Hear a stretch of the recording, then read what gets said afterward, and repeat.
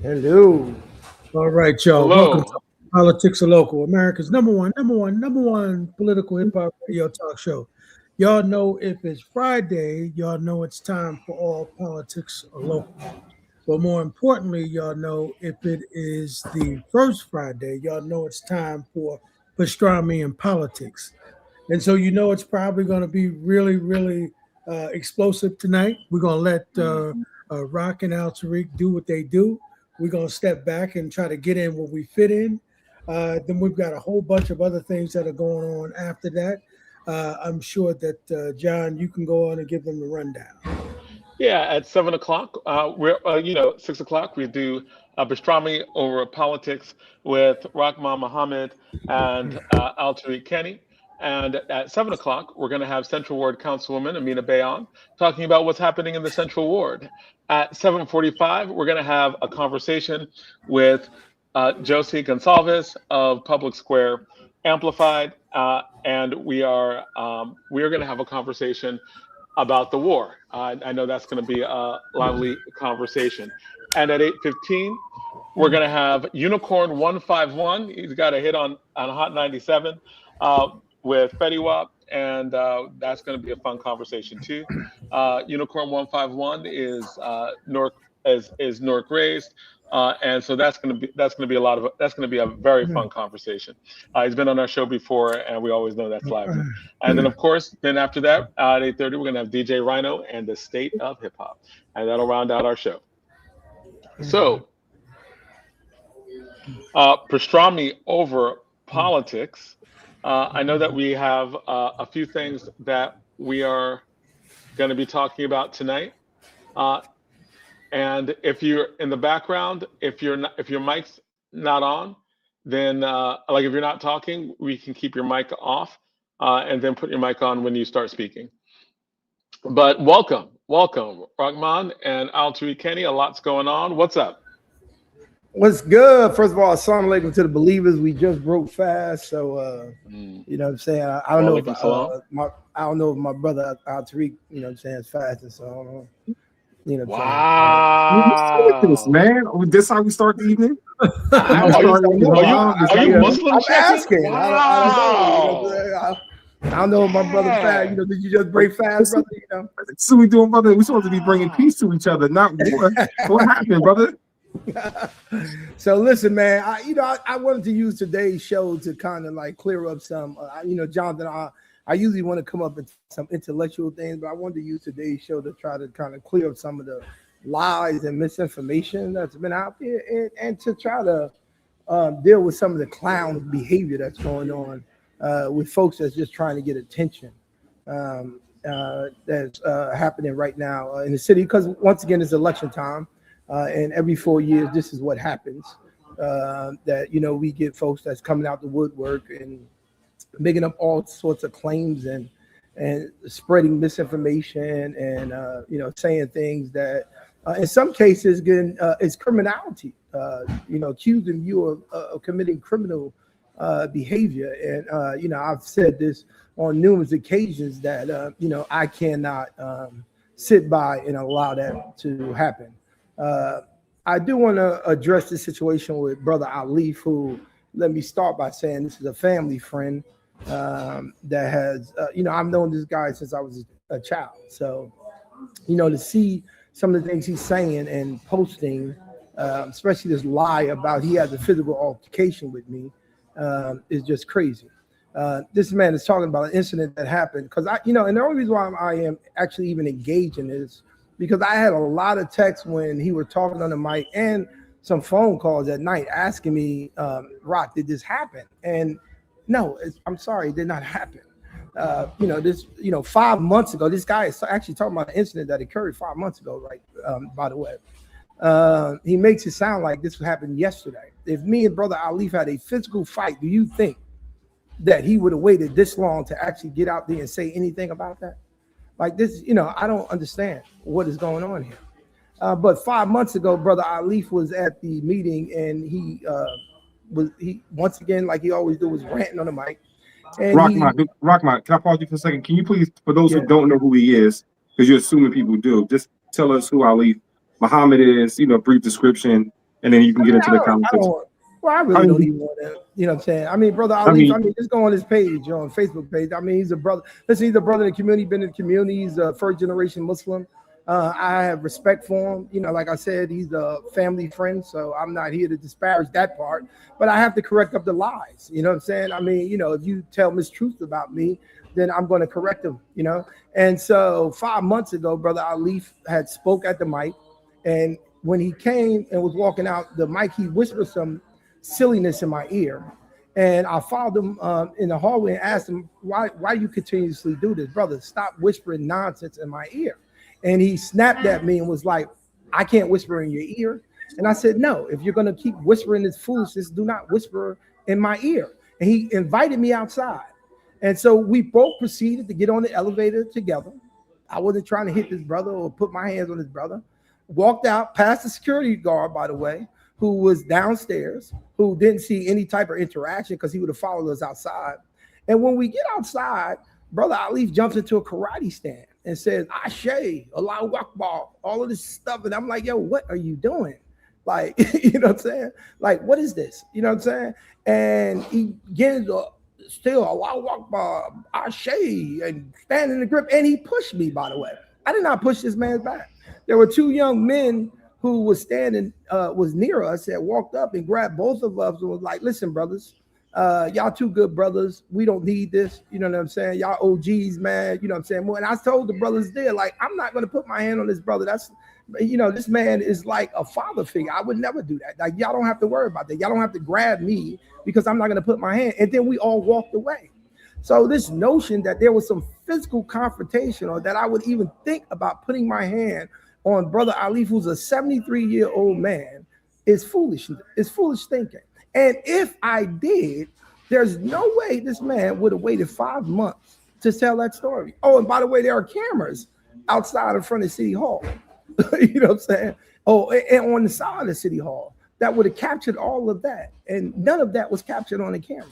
So I don't know why he is making posts on his Facebook and making statements and saying that there was a physical fight, that he had a physical fight after the council meeting. Brother Ali had no physical fight at a council meeting with me, not at all. I didn't try to hit him. Oh, and by the way, if you actually listen to what he said at the council meeting, he says in the same sentence where he talking about he had a physical fight, he says that his man Smooth said to him, oh, he ain't about that life. He came down to talk. So either I came down to talk or I came down to fight. It can't be both. It can't be both. Like, we have to stop this foolishness because of an election season and folks trying to get clickbait and attention and causing chaos within the city. And for those people who are in the council meeting who believe that, because I heard a podcast the other day where the young lady got up there and said that because I'm the deputy mayor, that I should not be able to come up and defend myself, that I don't have a right to question citizens. That is the most asinine statement that anybody can make. I don't lose my right to stand up for myself, to speak for myself, to turn around here and dispel these lies and rumors about me because I'm the deputy mayor for the city of Newark. I am a fighter, always been a fighter. Those that know me in the city know I'm a fighter. And if you think that you're going to be doing anything or say things to me that disparages my character and I'm not going to get up and say nothing, then you're sadly mistaken. In addition, after the speaker's session, the council asked the council, they got any response? They say what they got to do. Then they asked the administration. I am administration. And if you come up there and say some things against the administration that is lies, then it is my duty to correct that. This ain't about personal. I'm not making this personal. It ain't personal to me. But if you could make some lies in respect to me, my job, what I'm doing, I'm going to correct that behavior. And I don't lose that right because I'm the deputy mayor of the city. Anyone that says that does not understand anything when it comes to freedom of speech and my ability to stand up and defend myself and my character. Tariq, you want to say something?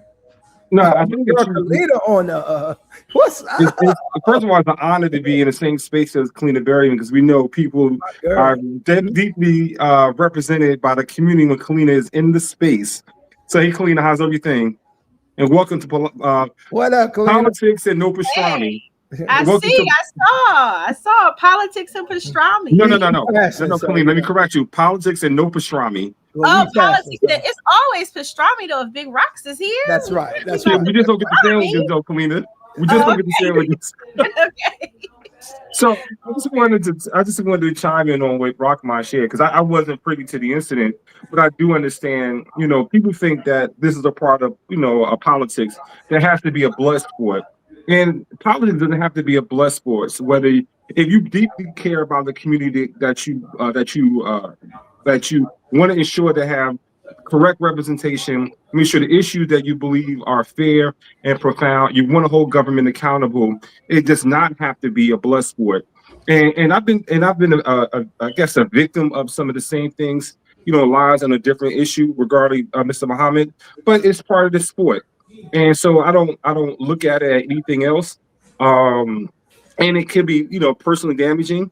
But at the end of the day, we're here to serve people. And I know Rockman has done a great job in terms of serving residents in this great city. And I'm always going to brag about the fact is that Rockman and Amina Bay both partnered with each other before COVID hit to drop the unemployment rate when we walked into the office from 11.3% to less than 2%, less than 4% in the city of Newark, because they went out and found jobs for Newark residents and ensured Newark residents were able to find work in the city traditionally that ignored their presence.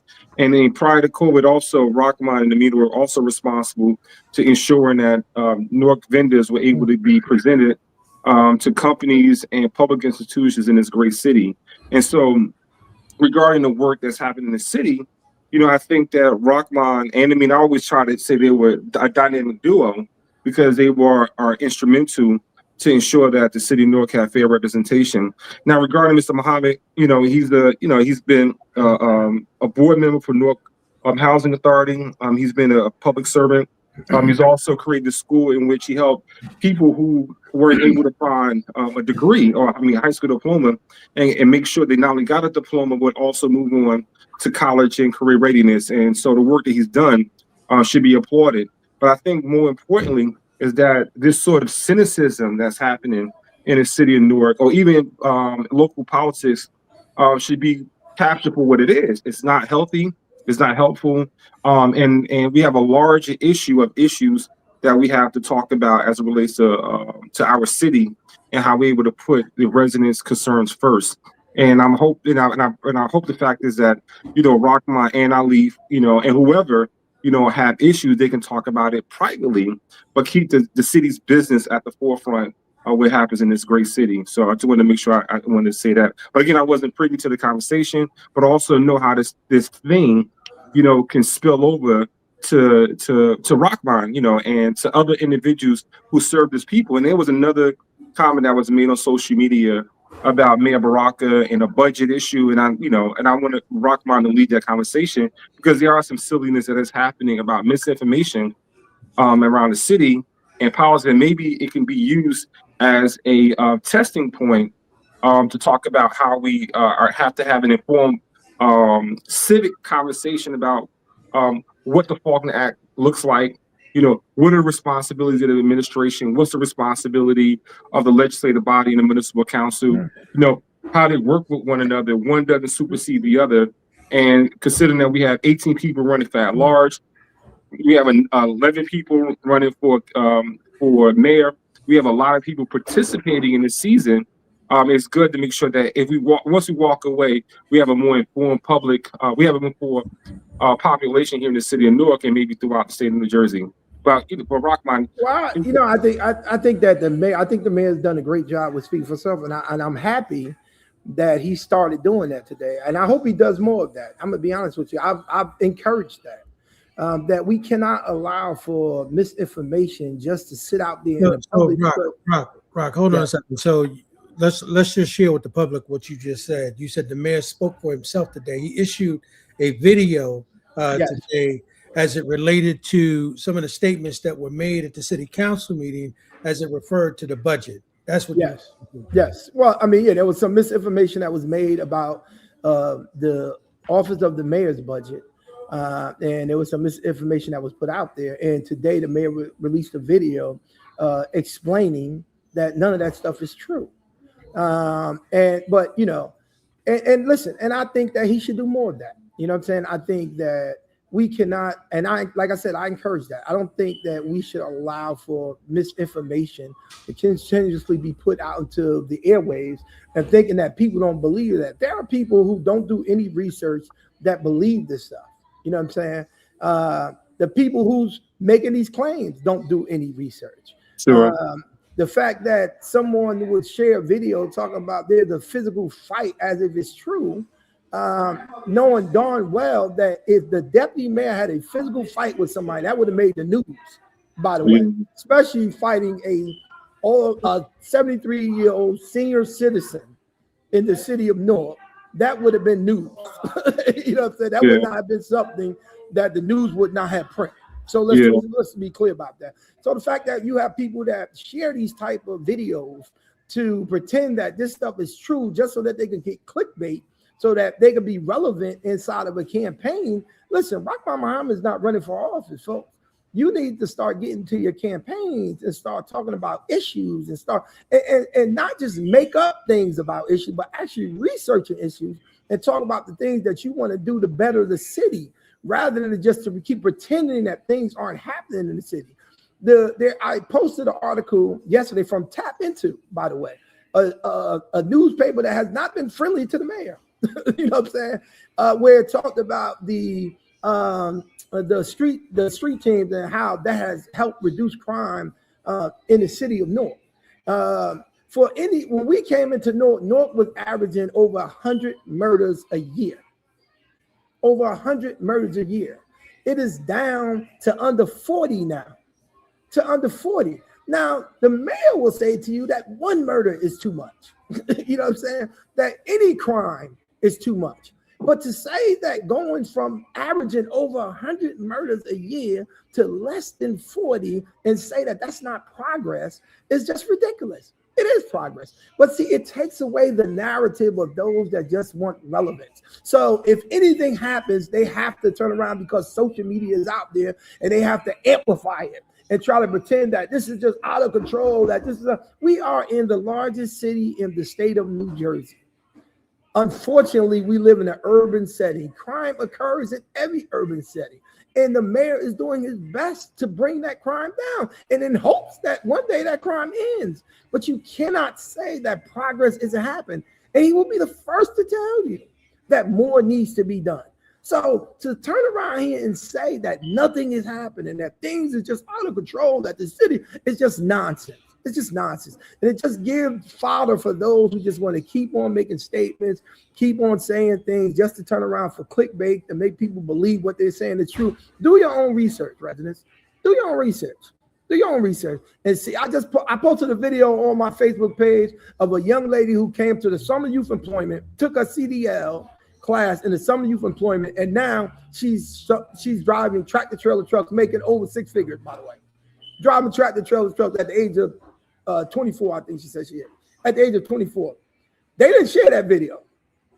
That video should have been shared to show other kids that you too can turn around here and do something else with your life in the city, just like this young lady did, who came to a summer youth program, started her CDL, completed her CDL, and now driving around the country in a tractor trailer, making over six figures a year. But they don't share that type of video. They don't share that type of word. They would rather say nothing is being happening, nothing is being done, because they don't want to disturb the false narrative that they're putting out to the public. The whole notion that I want to be in office or you're not doing nothing because it ain't me is not a reason to elect you. If you want to run for office, you have a right to run for office. But we also have a right to run for office. And we also have a right to defend our record. And you have a right to challenge that record. But challenge it based on the issues, not all of this animosity and hatred and misinformation that's being put out there into the world, into the zone. This young kid that's running for mayor, I'm not going to say his name. You know what I'm saying? Because I said that I wouldn't say nothing to him.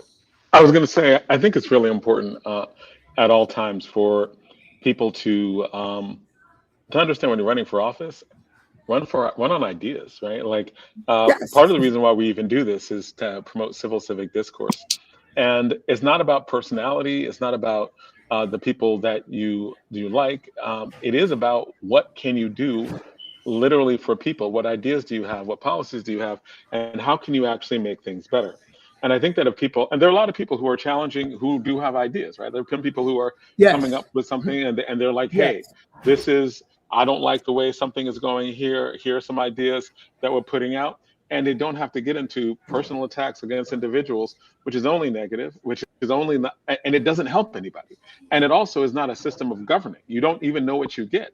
I want to know someone's ideology. I want to know what they stand for. And I think that's what you're getting at. You're like, Well, you the have other to thing, have a program. You got to have a program. You got to have a plan. You got to submit. I did. Hold on Hey, for a minute, because I want to explain this young kid.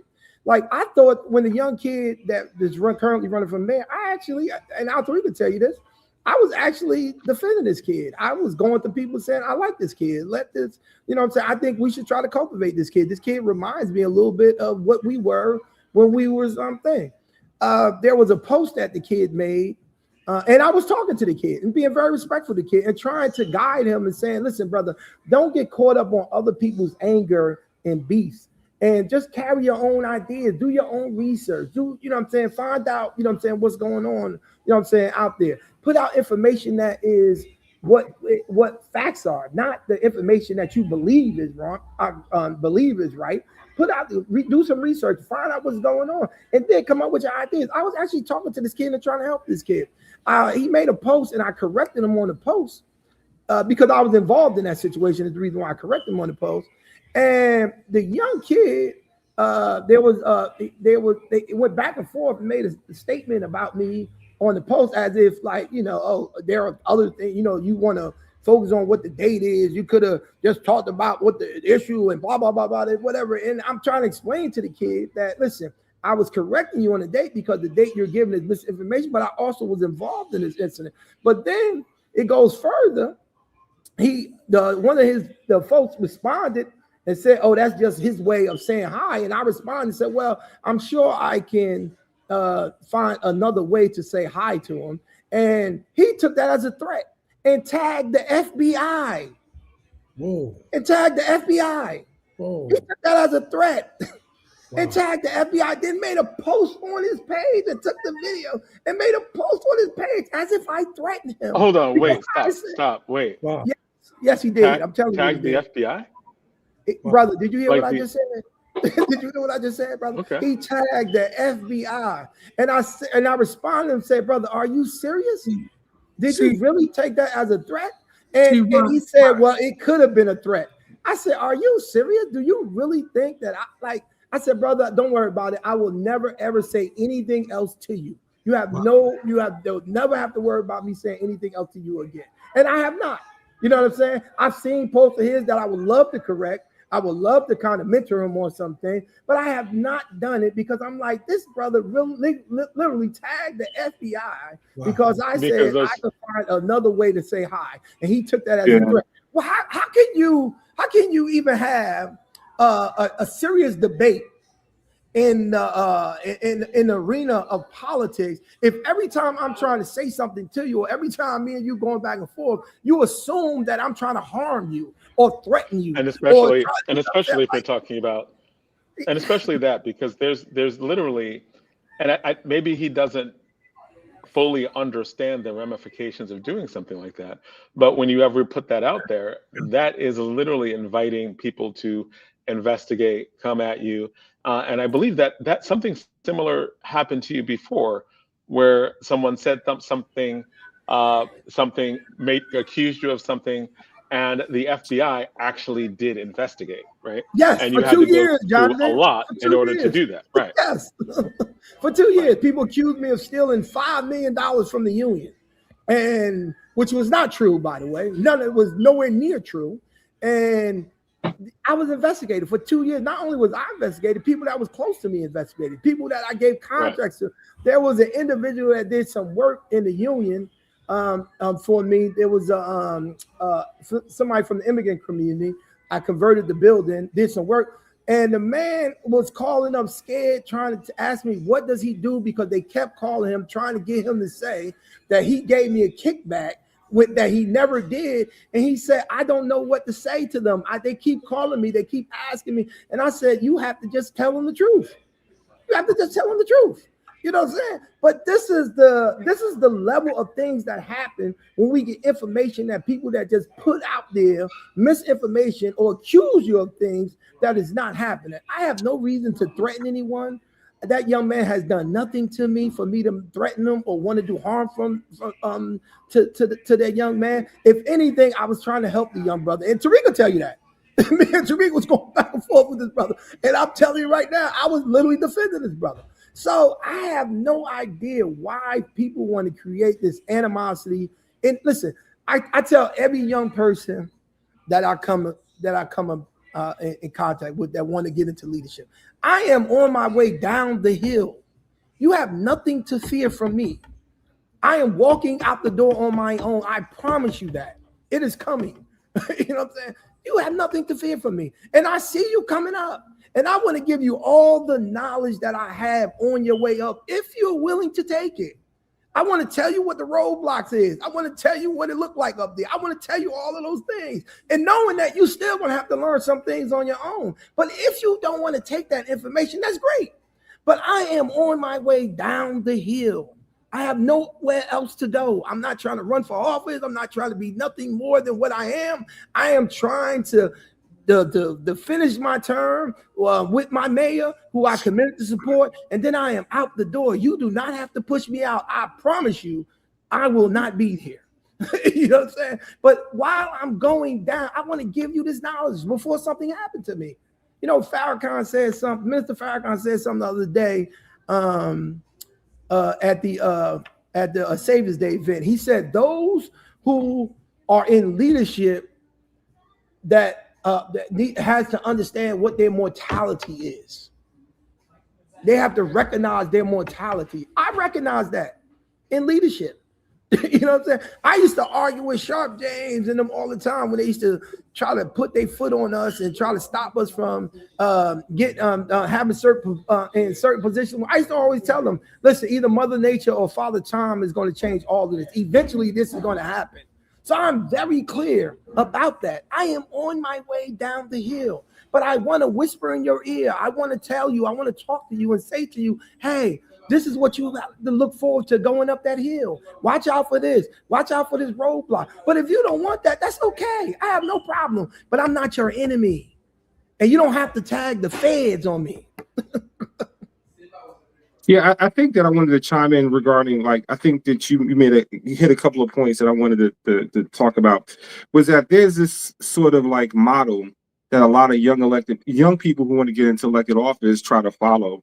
And I've seen it before, but it really was captured in Street Fight, right? You identify your goal, identify your enemy, make yourself a victim, and then broadcast that victimization, argument to ensure that you're able to get the elected office that you choose to seek. And it goes into what John has talked about, but what are your ideas? Like, okay, let's say if that person that you're running against is no longer in office, is not there anymore, you actually have a clear pathway to become an elected official. What are some of the things that you're going to change and you're going to do in that role? Do you have a team? You can't be a team of one, right? You can't run for elected office and lead yourself. You have to have a team of people.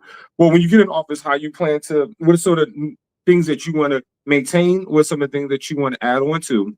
And I think a lot of times, the misinformation campaigns sometimes hurt them. At the same time, they think it helps them. Like there was the same person that you talk about, two people who are running for mayor are the same individuals who put out misinformation. And so you have one person said, well, the city of Newark is at a $772 million structural deficit. And I said, that's impossible when the budget is $940 million, but yeah, we had a $772 million deficit. That's ridiculous, like, to put that out there. And then the person also says is that we're at a $772 million deficit.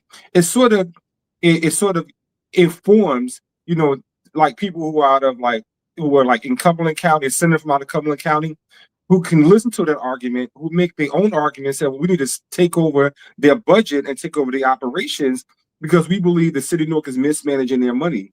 Well, if the person that you're running against is no longer there, and now you're the elected mayor, well, you don't have a budget that you control. You don't have administration staff that you can hire. You don't actually have any directives because you're amplifying things that are not true. You're lying. And I think part of what Rockman is talking about, you don't actually have to lie to be in elected leadership. You don't actually have to do that. There's enough smart people in the city who will believe that they can see things that we have some problems, right? Yes, we can see that there's crime is not what it used to be in the 80s and the 90s. And one murder is too many murders, right? And one theft is too many thefts, right? We also know that city can do a better job in terms of cleaning the city. But we also have to be honest about just management related issues. You know, if there's snowfall that occurred and there's management of staffing and trucks and that sort of thing, then either we can give grace or we give condemnation. And I think a lot of times in our city, we'll lean on the side of condemnation rather than understand how the city operates. Now, have I been happy about how the city can be managed in terms of garbage and pickup? No, you know, obviously no. Do I think it can be better? Absolutely. And the mayor and the council and anybody who lives in the city can say it can be much, much better. But we also can't say that the city of Newark has not changed in the last 12 to 14 years since its management, since the current administration as an administrator and legislator been in governance. And so we just have to be honest. And if you believe that your ideas are better, just put your ideas out in the marketplace. And the market will determine whether your ideas is worthy of you being hired to serve as mayor. And if your idea doesn't, then refine them. But it doesn't allow you the opportunity to double down on further lies and disregard about the work that the 3,000 employees that you're disrespecting. Like, you may be attacking the mayor, which is one person, or if you were running for countywide office, the county exec, or if you're running for governor, that one person.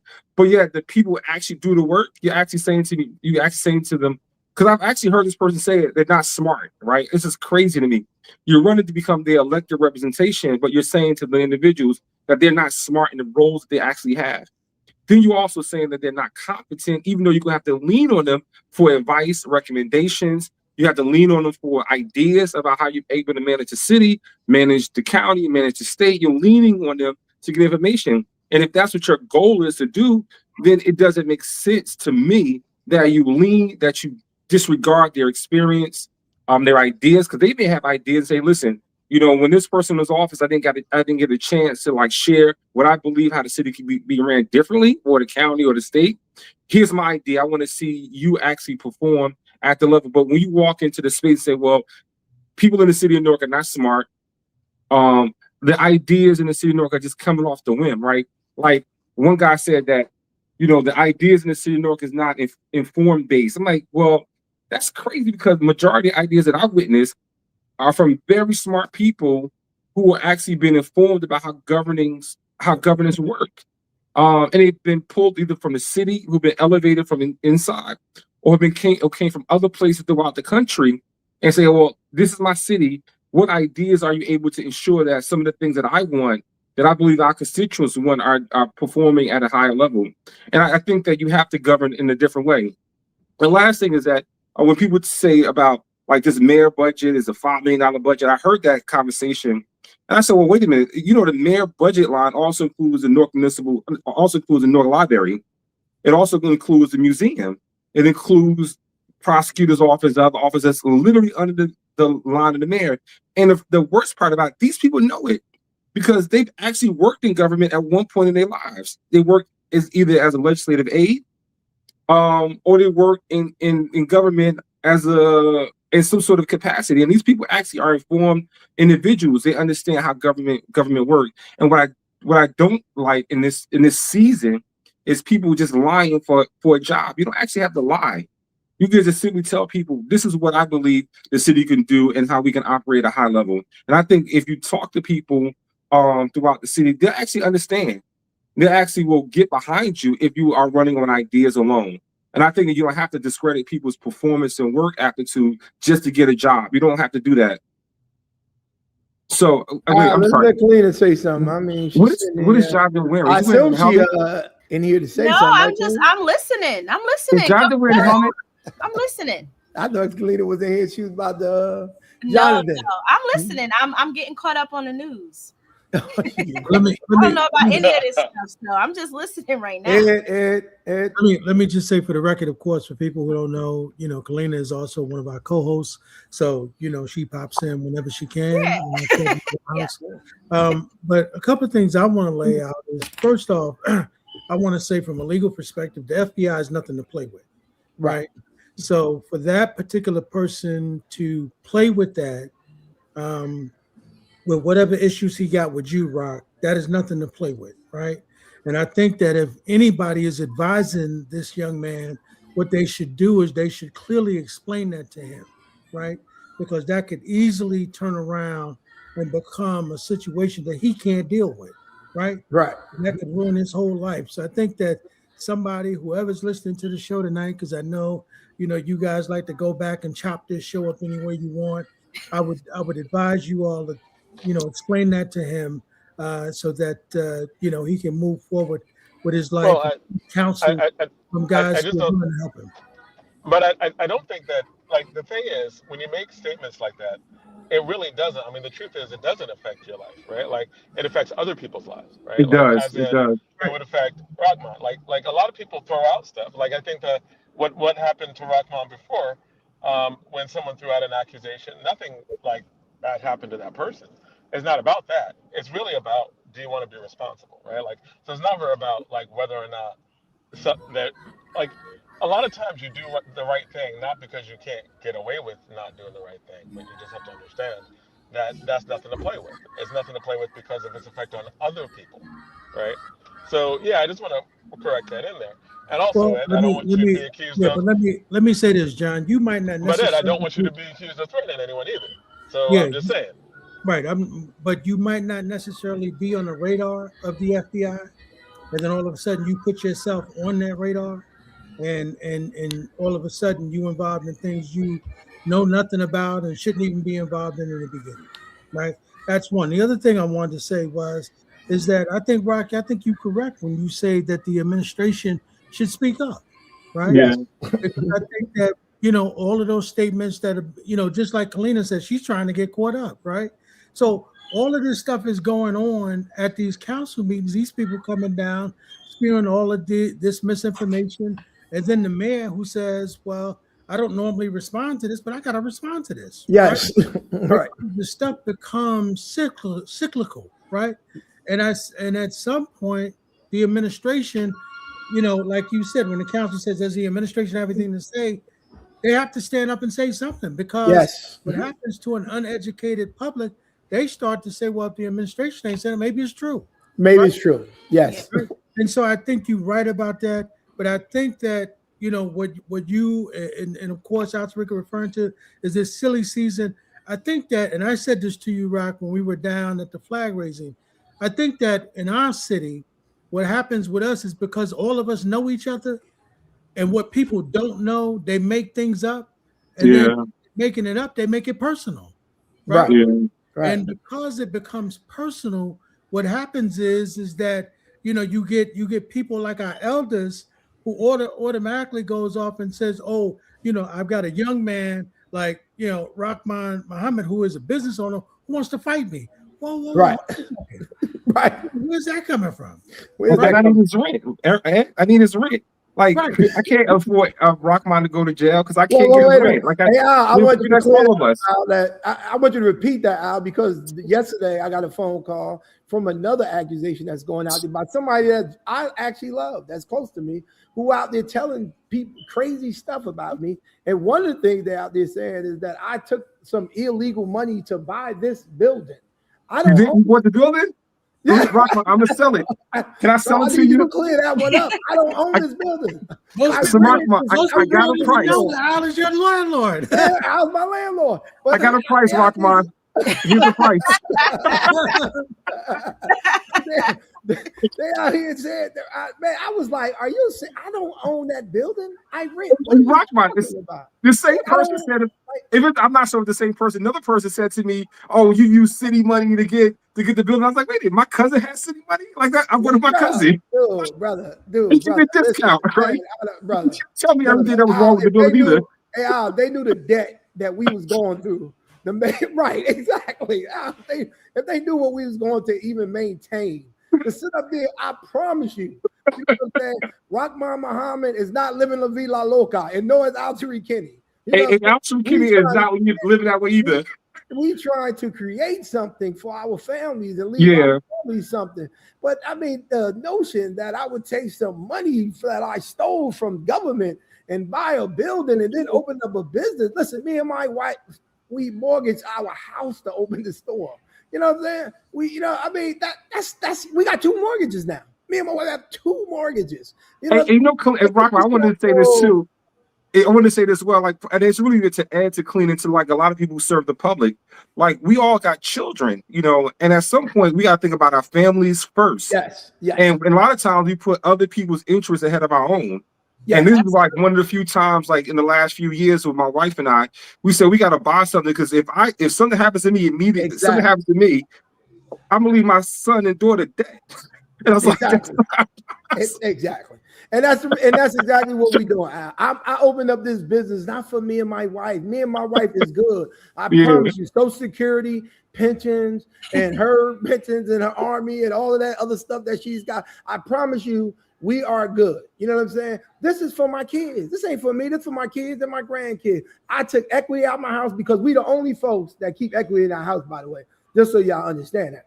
Other folks don't do that. We the only people that keep equity up into our property. You know what I'm saying? We pay off a house, we do all that other stuff, and we keep that in. Then when we die, when our kids come behind us and sell the goddamn house and take all the money and move on and rule off to the sunset. We the only people that keep equity in the house. So we took equity and opened up a business to hopefully build something for our kids, for my grandkids, for my kids, to have something that if I do leave this earth, and I am going to leave one day, hopefully not soon, but I am going to leave one day, that they have something that they have, because they can't go to the bank because I'm spending all the money in the bank. My JJ taught me that part.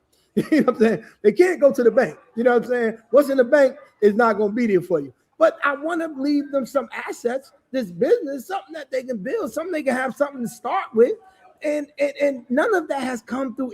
I didn't get a loan from the city. Heck, I didn't even have a grand opening with the city. So we clear. I didn't even invite out the grand opening I had in this business. I did with my family. I didn't even invite, and Ed and all of y'all came up here. I didn't even promote it, Ed. I didn't do any of that. You know what I'm saying? I didn't do any of that stuff. You know what I'm saying? I didn't have the mayor here standing in front of the place to count let me tell you something. If I would have did that, you would have had the county executive here. You would have had the mayor here. You would have had every single person that I know would have been here, elected official been here for this grant. I did none of that. And I did that intentionally because I wanted the people to understand. Me and my wife did this. And also, he didn't have me there either. He didn't have me there. He didn't have my wife there. He had my kids. So let's be clear. He didn't have me there either. So you don't feel like it's personal to you. Well, I wasn't invited either. Ed came. Oh, Ed was there. Okay. Well, Ed, you came. Yeah, I didn't get invited. I came for the bean pie. I swear I don't even know how Ed knew that we was doing No. But Ed showed up to the grand open. I specifically did that because I didn't want no big hoopla. Yeah. I didn't want people to believe that I was using the city or any other type of resources to benefit from me. I did that for my family. I want people to understand we did this. My family, me and my wife did this, and me and my wife is going to be the one to stand in front of here and open up this store. You know what I'm saying? Well, Rock, you got to tell that story more because, see, you know, there may be 5 people who are haters and negative and all that good stuff, but there are hundreds of us who are extremely proud of you and your family, who watched it open and was like, what? A restaurant? And you know, every time I hear it talked about in non-community spaces, I feel a sense of pride because I'm like, I know him, you know? Right. And then I see you crocheting or whatever that is with the knitting, you know? And it's like, so I think that not not in a sense to dispel rumors or shut down haters, but there are hundreds of us who are really proud of what you've done and what you've built, the quality of it, that would love to know that story and how you decided, what even made you think. I remember wondering what even made you think to do this, because all I known was your political career, your working workforce and being a deputy mayor. And so when this came about, it was kind of like, what made you decide to do this? How did you do it? And it's such an untapped space of becoming an owner and starting a movement around pastrami. So I encourage you, like, there are so many more of us who are proud and excited and want to know the steps that you took to make it happen. So that's why I've decided to never work in politics, because I am immature and I'll be like, yo, mama, I'll be like, who are you talking to? I'm not mature enough. Right. And everybody close to me knows. So I create my worlds and I stay in my world and I build my thing. Because it's a lot to deal with people who are in public platforms. And it's like, what did Jay-Z say? Like, well, what have you done? Yeah. What have you done? Like, I don't even care what you say, because what have you done? And if the answer is a big zero, then you're irrelevant. And Clint, I want to jump in for a second. This is interesting because when you were talking, I was thinking about a time I had a conversation with Sharp James, and one time he said to me that people complain about me having this old Rolls Royce. It was like 1984, right? And he had this summer house. And he said, my neighbor is 23 years old, right? And he's 60 or 70, and his neighbor is 23. And no one complains about him because they think it's natural for him to have something, but they believe something like me, retire from the school district, retirement from, whatever he was doing, and 2 incomes. Yeah. People believe that it wasn't natural for him to have anything. And I think personally, I understood what he meant. And now that I'm getting older, I also realize like the purpose of why you develop wealth is really for the people behind you. And while I've been, and this is a commercial now for my surrogate corps, right? So like, since I became a surrogate, under my position, I've had a lieutenant governor, a congressperson, a former mayor, 2 senators, Cody and Rice, a couple of assembly people council people die while I've been in office. And I read some of these things. I read their stuff and I read other people's stuff. And I'm like, damn, they serve everybody besides themselves, right? And like in life, people say you're wealthy, but when you read their reports, it's like, nah, these people are just regular people who are trying to figure it all out. Yeah. And so like, even like when Jeremy and I purchased this building, it was really me contacting my cousin and saying, hey, Ron, I heard you selling the building. Can you sell it to me? And he had one number, and I said, I can't get to that number. We can't get here. And he said, because your family, we'll work your way down. Exactly. And then Kalina, what we were going to do, we were actually going to open, don't judge me, Ed and Kalina, please don't judge me. We were going to open up a vegan pizzeria. Yeah, which I thought was a bad idea, by the way. Vegan pizzeria? He would take my ideas and put it on Urban Turner Boulevard. And Urban Turner Boulevard, this is not what we want. We want sandwiches. Yeah, no, thank you. Right, so, and Kalina, he actually had the sign up and everything. Kalina, he was ready to go. Oh no, he had a sign up and everything. And yo, you want to hear something funny, Kalina? That when I opened the deli up, there were people that came to me and said, when I walked by and I seen that sign, I was saying, who the hell is opening up a vegan pizza on Urban Turner? What was the name of it? Altari, what was the name of it? I forgot the name of it. It's such a nasty pizza. Until the reality was. Here's the reality, right? Jared didn't tell me until it became too late. She didn't like vegan cheese. I'm like, wait a second. Time out. That was what I'm thinking. What is going to be the cheese on this vegan pizza? Exactly. I like vegan pizza, and we were going to make something. And like, I thank God, all praises due to Allah, that Rockman said he was looking for a store, and I was like, it's like intervention. Yes, divine intervention. And so and I also, we didn't have these sort of conversations about wealth building. And so part of we think in the city, we think that being a politician is wealth building. This really isn't. It isn't. Wealth Right. You building. can't pass politics. Absolutely not. You Right. can't. Right. You I can't give my job to Elijah or Yasmin. I can't give my job to them, right? Right. Yeah, Can't no. do that. Right. You But what have I to be can do able is to whatever get them assets up. I create, I can give to them. And that's what I've learned through this office is like we gotta talk about wealth building. We gotta talk about maintaining the assets. We gotta talk about like politics is supposed to aid that stuff, not supplement it. Yeah. And like some communities have figured it out. They said, well, we're gonna invest in small businesses, and we ran into public sector employment, and now we realize, oh snap, we in our 40s and 50s. Someone can literally make a decision to stop you from getting medical attention, stop Absolutely. feeding your family, determine where you live and how long you live. And I don't want to be in that position at all. I think I was talking to some folks today how, the problem with us in our community and the things that I've learned, JJ used to say to me all the time, he would say, Rock, when you get into your leadership position, people, they're either going to take care of you or they're going to take care of the people. They're not going to take care of both. And I never really understood that until I got into leadership, right? And the reality of the matter is that, because, listen, I hung around a lot of folks from other communities and I seen that they took care of both. But what I realized is that we have not learned to do both.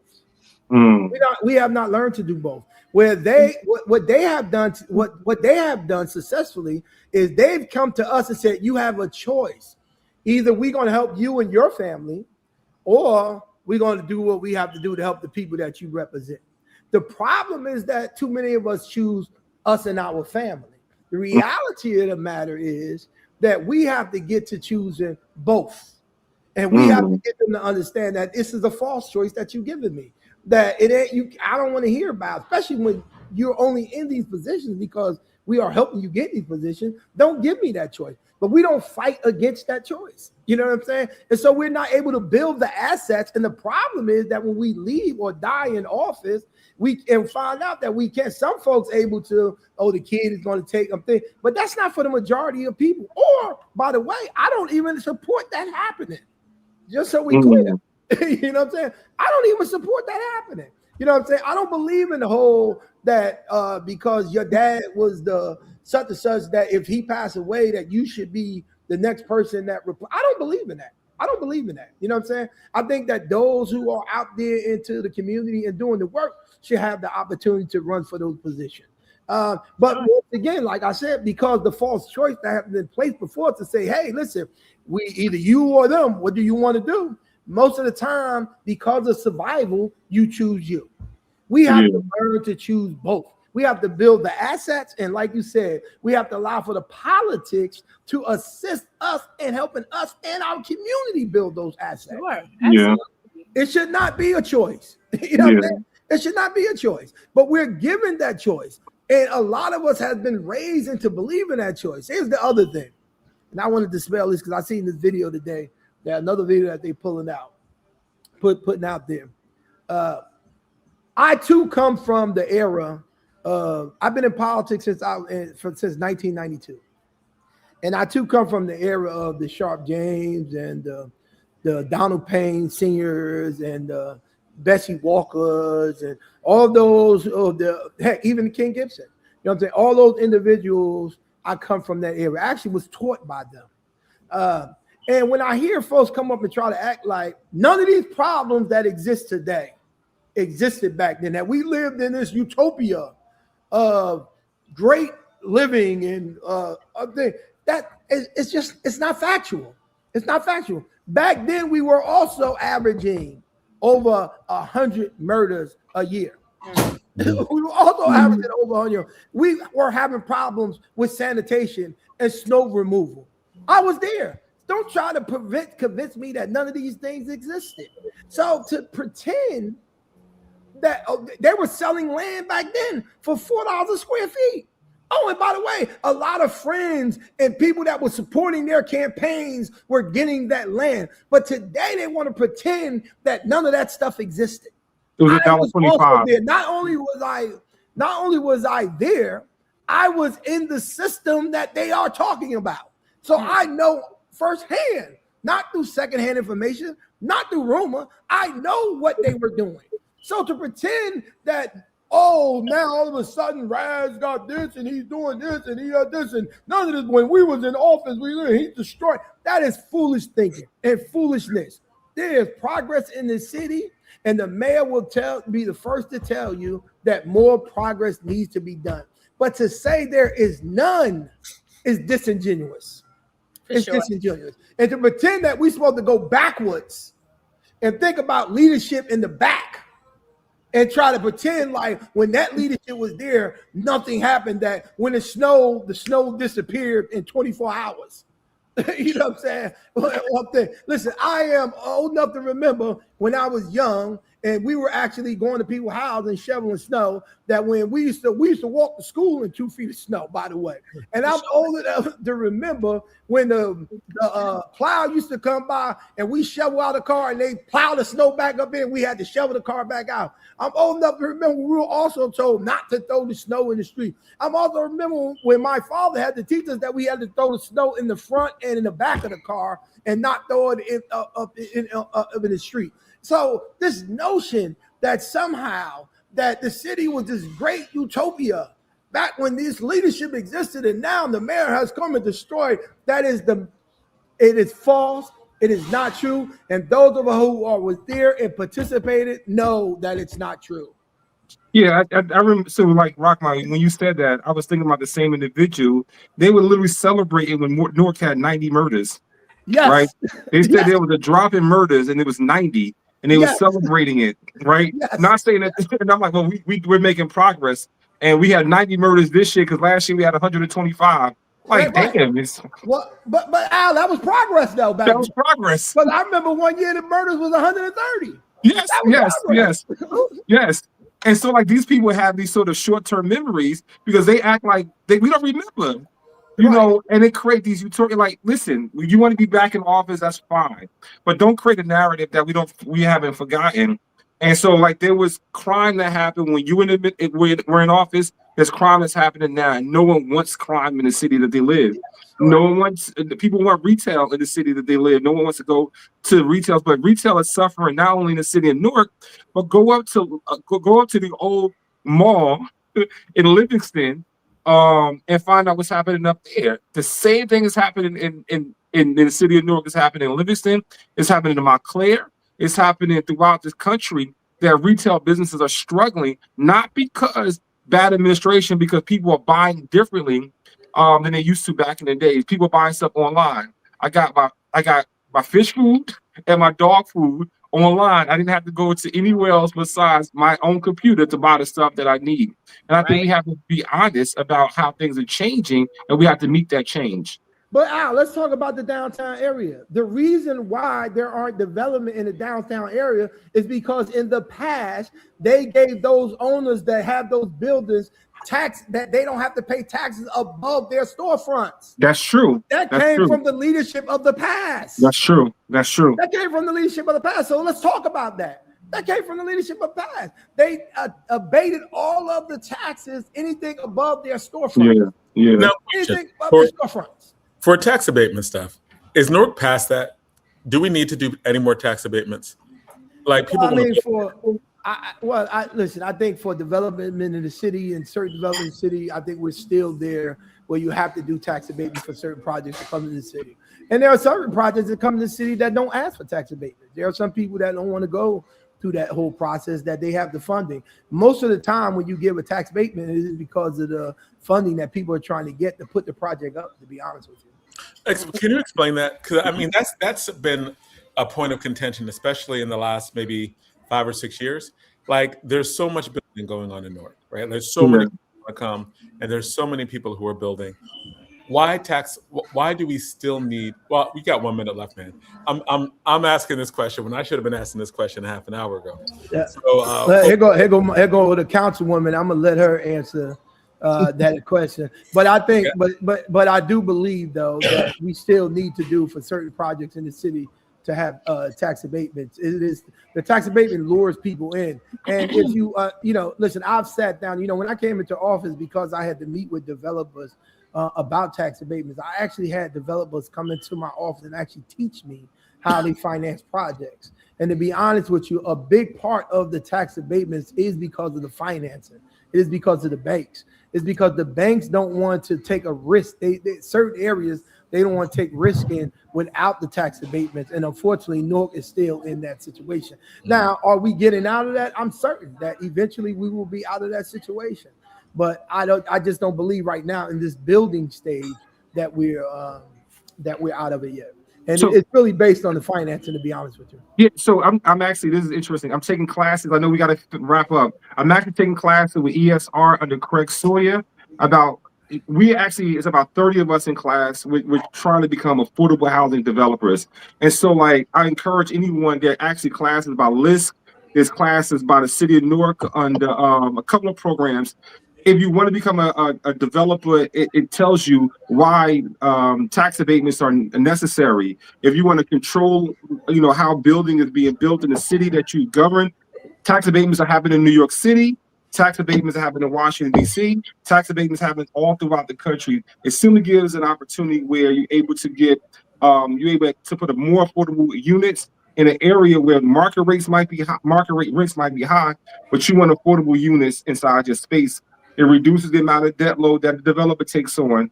The other thing that a tax abatement depends on that tax abatement, it gives a municipality the opportunity to put people who will be on the work site, whether it's minorities, local hiring agencies. It depends on how that tax abatement is structured. But so tax abatements are necessary in development in municipalities like Newark. New York City is doing it. They're not running away from it. DC is doing it and they're not running away from it. Atlanta and other places throughout the country are doing it because they need to create affordable housing units in urban spaces. Okay, so you're saying that the tax abatement depends on the type of housing that you do, even though everybody wants to build in New York City, that you like a luxury building would not get a tax abatement, but a low-income housing building should. It depends on what. Well, in Newark, I wouldn't agree with that statement. I think any development in the city, as far as it pertains to finance, there are some people that have all the money. A big part of reason for the tax abatements is really based on finance, and rather banks going to give you a loan. And when we say tax abatements, people think they don't pay anything. That's not true. There is a negotiated fee. That's what I was going to say. They're just what they don't pay on is what the property value would be made to put it up right now. Let me have another thing too. So the taxes are not paid to the county. I mean, there's a reduced taxes to the county. It's the land. Like the municipalities still receive their taxes, but it's a reduction of taxes that go to. It depends on the tax abatement. It may be reduction to the actual to the county, not to the city. And the other part of it is that it helps the city leverage their conversation with these developers to ensure low-income units are set aside for these luxury apartments that you just described. Like down the street from where I live, I'm on Mika Heights. On Mika, Lower Mika. Mika Heights? Yes, shout out to Mika Heights. Okay. On Lower Mika. He's just creating neighborhoods. He always creates neighborhoods. In Lower Mika, 440 exists. I think there's about 230 units in the building. 30 of those units are set aside for low-income housing units. And sometimes these developers say, well, you get all the one bedroom or the studios. The municipality can argue and say, we don't want that. We want the 2 bedrooms and the 3 bedrooms to be set aside for low-income housing units at an affordable price. So, but Amina Bay is on. She's our counsel. Yeah, but let me get a little deeper into it, John. I'm gonna give you an example right quick because this is what developer did to me, and explain to me finance, and then hopefully, folks, I'm gonna try to simplify as much. Let's say you put $100 million building up, but you go to the bank to put up $100 million a building. There's a mortgage on what that $100 million is. It is. Right. You know what I'm saying? And you got to remember that taxes is a percentage of what the value of the land and of the land is, right? So the bank is the reason why the bank gives people quicker loans to build property with tax abatement is because as a city, let's say the city, you put up a bunch of buildings, no tax abatement happens. A bunch of buildings go up, and then something happened, and the city decides, we need to increase the building to taxes up by 10%. Well, that building now if the value of that land, that property, now you paying that 10% on that, it's going to be way higher. So a bank is not really ready to take that risk because they think that the loan may be defaulted on it because the taxes may be too high for them to pay that in it. So that's why there's a negotiated fee. So a lot of this is driven based on the banks. Eventually, the city will be in a situation where you don't need that anymore. Okay. You know what I'm saying? You don't need that anymore, right? But right now the city is still in a building stage, right? And so banks have to be willing to take a risk on putting up these buildings that are costing $150 million to put up. And like I said, they got to be able to pay the loan back. There's a mortgage on that $150 million loan. There's a monthly mortgage that goes on. That is the reason why you have two types of developers. You have developers that build, they put property up based on assets, and then you have developers that do based on investment. You know what I'm saying? Meaning that, they might put up, like I'm gonna give you an example. Paramount is an asset builder. Paramount Development is an asset builder. They build in portfolios. Miles Berger is an asset builder. He builds portfolios. He maintains, he keeps his property. He gets his own property management.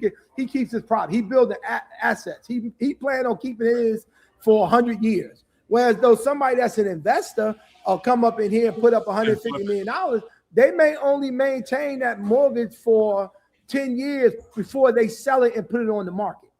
Okay. You know what I'm saying? And then another investor come in and then turn around and buy it. So you have two different investors in the city, but you have to be able to attract those investors into the city so that you can get the fee, which is a fee. All of them pay a fee. It's not like they don't pay anything. These people pay upwards of $700,000 a year, $800,000 a year in fees for the services that we get. But some people think that they get nothing. They pay nothing. That's just not true. And I think this is a good segue into the next section, because I know that in the Central Ward, when they're talking about abatements is always coming up. I think it was in the last debate. I think that people are always talking about it. I think people always talk about taxation and development, and especially the development of downtown. And so this is like a perfect way to enter this conversation as well. Like as I said, I always enjoy when you're on. I know that we have to start when where we left off last time, right? In terms of bringing a lot of these issues in. We didn't get to talk about the war. We didn't get to talk about some of the current event stuff, but I know we're going to be talking about that later. We're also going to be talking about that later in the show as well. So if you want to come back in on the end part of the show, we could do another wrap up of that. They need to hang out. They need to hang out. I got to go to Steffi Bartley's pastoral event tonight. Amina, you supposed to be there. So. I got a date night. I got a date Do you night for my see birthday. me in the car? All right, I see you. Hey, Jonathan, I appreciate you. Ed, Kalina, was great seeing you. All right, Kalina. Y'all probably didn't even let her speak, poor thing. I did let her speak. I told her to speak. She didn't want to speak. You know what I'm saying? She not like you yesterday. Hey, Al, did you catch what she did yesterday? I got on her yesterday about that little news. You know what I'm saying? News. My wife was looking at that this morning. Was like, look at Amina in that video. Okay. What did she do this time? Oh my goodness. Mark, he's terrible. Why y'all let him on the show? Why do y'all give him airtime? I thought it was a good video. He's terrible. He's terrible. He's terrible. It's a pleasure. It's a pleasure being with you. It's a pleasure. Hey, Donna, remember this is politics and no pastrami. They were shotting somebody else out. That's politics over pastrami over politics. That's pastrami over no pastrami over politics. No pastrami and all politics. No, pastrami is good. Pastrami is good. Trust and believe. Jonathan, pull the plug. Ed, pull the plug. Wait, before you pull the plug, did everybody say happy birthday? To who? Happy birthday. Al Tariq. Happy birthday. Happy Thank you very much. 29 Happy birthday. today. 29 today. Okay. Pull the plug. Okay. Man. Congratulations on being 29, And man. good night, surrogate. And Al-3, I gotta beat you up next month about the snowball fight in New York. You be like, technically, I wanted to technically your butt. Okay, we gonna get on that. Okay. Technically, you gotta have consent. So we're gonna talk about consent next month. I love y'all. But I'm trying to get off. I'm trying to log off. Bye. I know. I will dream being back, keeping people on. Now, Donna, you know, when she gets on, she keeps people on. Oh my goodness. Take care. All right, so Councilwoman, always an honor to have you on. Always a pleasure to have you on. Now, do you Thank you. Always a pleasure. Well, do you want to start from where we left off in terms of? I do. So first of all, I appreciate. I felt like I was walking into the Schoolhouse Rock version of what is the tax abatement. So I appreciate. I appreciate it. So first of all, thank you. I always appreciate coming on, and I'm gonna tell you, Mommy says hi because I told her I was coming on. So she told me to send y'all love, peace and love from Sister Frederica Bay. Always. Tell her we want her to come. Tell her we want her to come with you. You know what? The next time I will definitely, because she think I'm hiding her in the house. So I gotta set her free. Free Frida. Okay. But they said was right, especially what Deputy Mayor was saying, is that people think, because that's what we hear all the time, people think that tax abatement means free, that developers come in, businesses come in, and they pay nothing, and somehow the residents are turning around paying the taxes that they're not paying. And that's not a true statement. But when you say something loud enough and long enough, you get people to believe it. So one of the things that we need to do, and I say we as the city, is to start doing some education around what tax abatement is, because I needed that, to understand what that really means. But also my thing is that I'm not necessarily against people, developers getting tax abatements. What I have, my issue is, and one things that we're working on is, one, we need to make sure that we're holding people accountable. So there are terms that businesses and developers agree to in order to get the tax abatement. We got to make sure that they hold up their end of the bargain. So we have to ensure that, yes, it's more than a good faith effort, that you're actually hiring Norkers, that you're actually using Nork vendors, that there are real strong community benefits agreements that actually benefit the community, that we need to make sure that they are doing their part. And also, if they renege, if they default, if they don't do what they're supposed to do, then we need to put things in motion to take that back. And that is the thing. And that's, I'm not speaking out of turn. There's no secret. This is, what I've said all along. When I was the executive director of the Newark Workforce Development Board, that was one of the things that we talked about as far as community benefits agreement, because, okay, so you have an agreement with the city that you're going to receive whatever financial incentive in order to come here, develop. We're going to get X amount, if it's residential, you'll get X amount of apartments or units that are listed as affordable. That's another thing that people yell about, because they're saying about what affordable is not affordable. But the city of Newark does not set the rent and dictate. Again, that's a whole different conversation about HUD. I talked about it during the campaign, and I'm going to keep screaming about it, because legislators need to really come together and deal with this HUD issue on the calculation of what's affordable, because what they have put out there for Newark, it is wrong, and it should not be calculated the way it is. But that's a separate meeting, separate conversation. But to make sure that there's an actual benefit to the community. That's my thing. I want us to strengthen our first source agreement, and I want us to strengthen the community benefits agreement to make sure that it's something that's tangible and sustainable for the community, so people will stop thinking that they're not getting anything. Can you remind me of the what you talked about with HUD before? I remember that came up within the campaign, and I don't understand it. Like, you're saying HUD sets rates for, I know it's important. Like, I know what you're saying is really important, but I don't know what it is. Okay, so what it is that the calculation for affordable rents does not necessarily come from the municipality. Okay, the Department of Housing and Urban Development has a formula that they use to calculate what they consider affordable in the different areas. Okay, Now, so just to stop for just a second. A lot of times when people complain, affordable housing is not really affordable housing. You say it's affordable housing, and then they accuse you of a scam. They're like, that's not affordable, right? And you're saying the reason why there's a disconnect between our perception of affordability and what is going as affordability is because in the city of Newark, we don't decide that. You're saying that is decided by HUD. Right. And so the thing is that when you have these developers and they have to list apartments and units as affordable, there's a calculation that is done at HUD. And the city is based on the median income of the area. Now, if they did it based on the median income of Newark, which the median income is between $36,000 and $40,000 a year, depending on who you ask on one particular day, it would be, a lot lower than what is listed as affordable. However, Newark is lumped into the region. It is not calculated based on Newark City, by itself.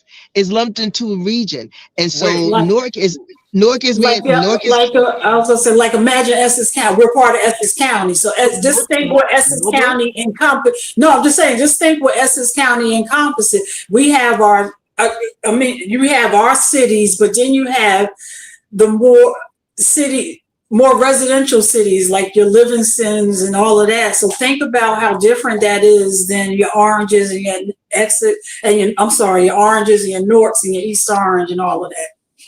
But it's even deeper than that, is because Newark is lumped in with Morris County and Sussex County. So the median income there is like $96,000, and so you lump us in with our $36,000. Guess what? Then you talk about what's affordable. What they come up with a median income from that region, you're gonna have to make at least $60,000 to $65,000 to afford the studio, much less the one bedroom or something. So that's how they come up with it. And my thing is that because it's been done before, and escapes me the municipality that did it, that was able to lobby to get taken out of those calculations and to be able to be standalone and to do affordable housing based on the median income that exists within that one municipality. Now, and people conflate affordable housing and low income housing. Those are two completely different things. So what you're saying is that you would have to work with, like, for example, Councilman MacGyver, right? And Congresswoman, yeah. Congresswoman MacGyver, and because she's federal, right? And she would be able to legislate to change that as a rule for her. Like, it wouldn't be a law. You're saying that they could lobby HUD directly, like our federal. Or legislate, or they can legislate. Yeah, and now, trust me, I am 10,000% clear that this is not something that is easy. It's not something that is simple. I'm saying let's pose the question. Right. Let's say that this is what we want. This is what we need. We need to have those conversations. And even if it's not completely taken out, at least if it's going to be a part of a group, it needs to be with, like needs to be with like. We need to stop comparing apples and oranges. We can't have Newark and, Newark and Short Hills together, or Newark and Morristown together. They're not the same. They're not like us. We need to be like, And so if you're going to have us in a group, it needs to be where there's comparable incomes. So it doesn't look as if we are, because that's where people feels they start talking about they're being pushed out, they're being priced out, because it's like the brother who ran for governor in New York a few years ago, because the rent's too damn high. The rent's too damn high. And there's no other way to say it. We know that, but people come to City Hall and they start screaming at the council, screaming at the mayor, as if we set the rents, and we do not. And the rent is what the market can bear. You know, fair market value is what the market can bear. So you have people, you know, while houses, while they haven't in the last couple of years, but housing prices tend to fluctuate, rent very seldom goes down. Hardly. I've never seen it. I've never seen it. And that's what I keep trying to tell people. So there's a few things that we need to talk about. So yes, and while we're trying to fight the fight of affordable housing with HUD, and while we're working with the developers and trying to get it you know, quote unquote affordable, but also low income, we also need to talk about jobs. We need to talk about economic stability, because guess what? The rents aren't going down. PSE&G is not going down. The price of eggs is not going down. So we need to make sure that our people here at home have jobs that will allow them to pay the rent and stay in Newark. That's what we need to be talking about.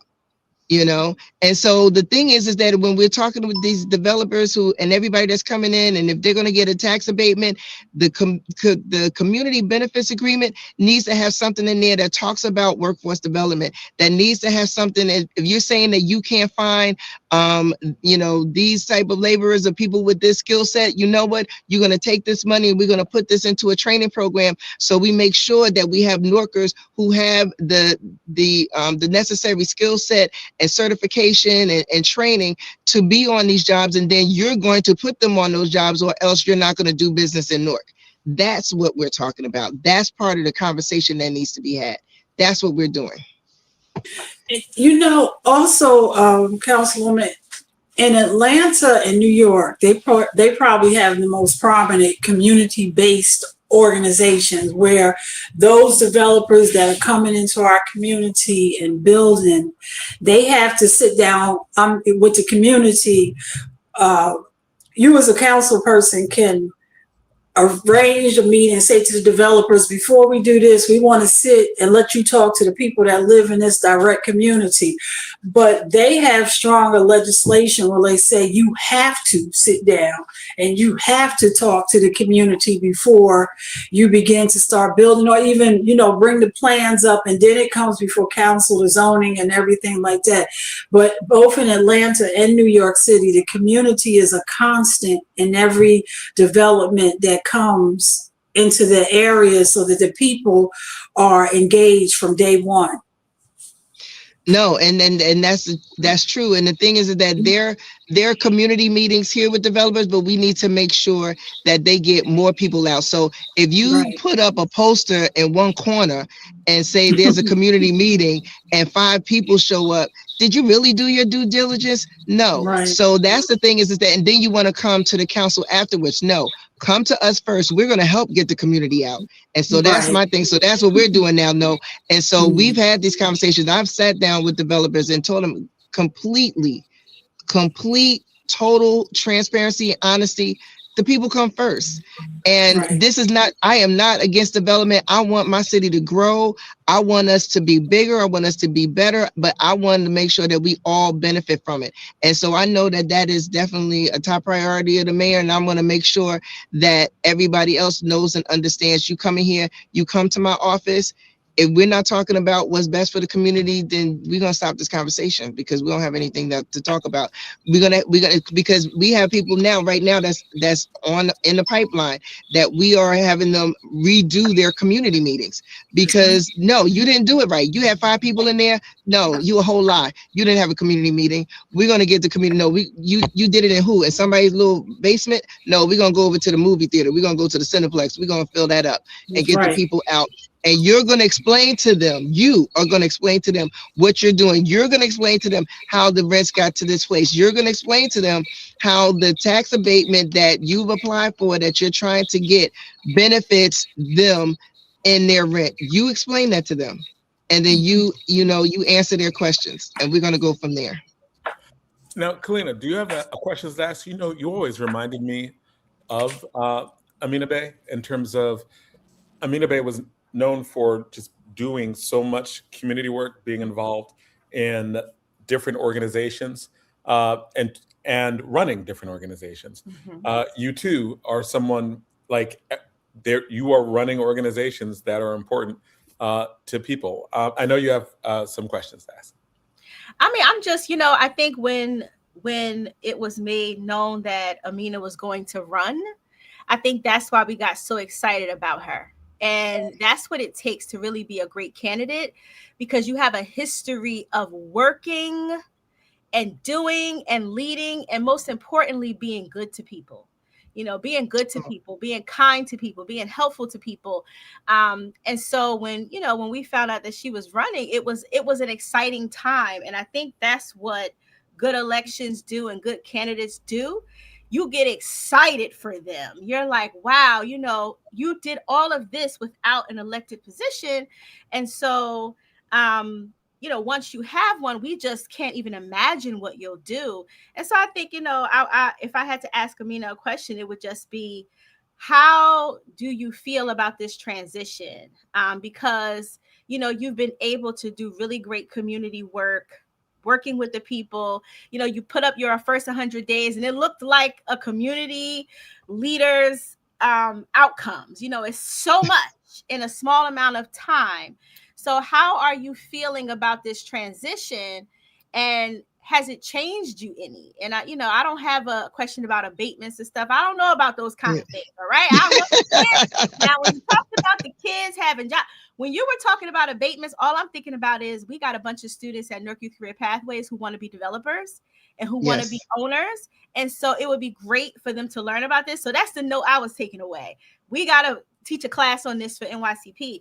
But, you asked me to ask a question. It's just like, you're our Newark fighter and girl, and you've been doing such great neighborhood community people work and with such a good heart. And so how has this transition been into this councilwoman? People keep coming at you and stuff. Oh my goodness. I've never been cussed out so much in my whole life. I'm like, and I mean, but I mean, I'm talking about even before the election. And the thing is that, one, I do understand the frustration for the people. What I try to get people to understand is I'm people too. I'm the resident too. I pay the same bills that you pay. I shop at the same shop, right? In the same Whole Foods that you shop at. I walk the same streets that you walk. I've gotten tickets too. It's the same. I'm not in some ivory tower. So, I get it and I understand what the real change has been. The real eye opener has been for me is that I think that there's so much misinformation out there. And so I feel first that we need to really, we need to educate the community on what's really going on, because if you have a small group of people that will say any and everything and get people to believe it because they say it so much and they say it so loudly, and it's, completely untrue. Some of the things that people come and say. And so I try not to get defensive. People say, well, you should say that. I have no intention of going back and forth and arguing with anyone who is intent on misunderstanding. I want to talk with people who want to have conversations and dialogue. And again, we don't always have to agree, but if we're laying out facts, facts are facts. Facts and facts are feelings, and we need to be able to separate the two.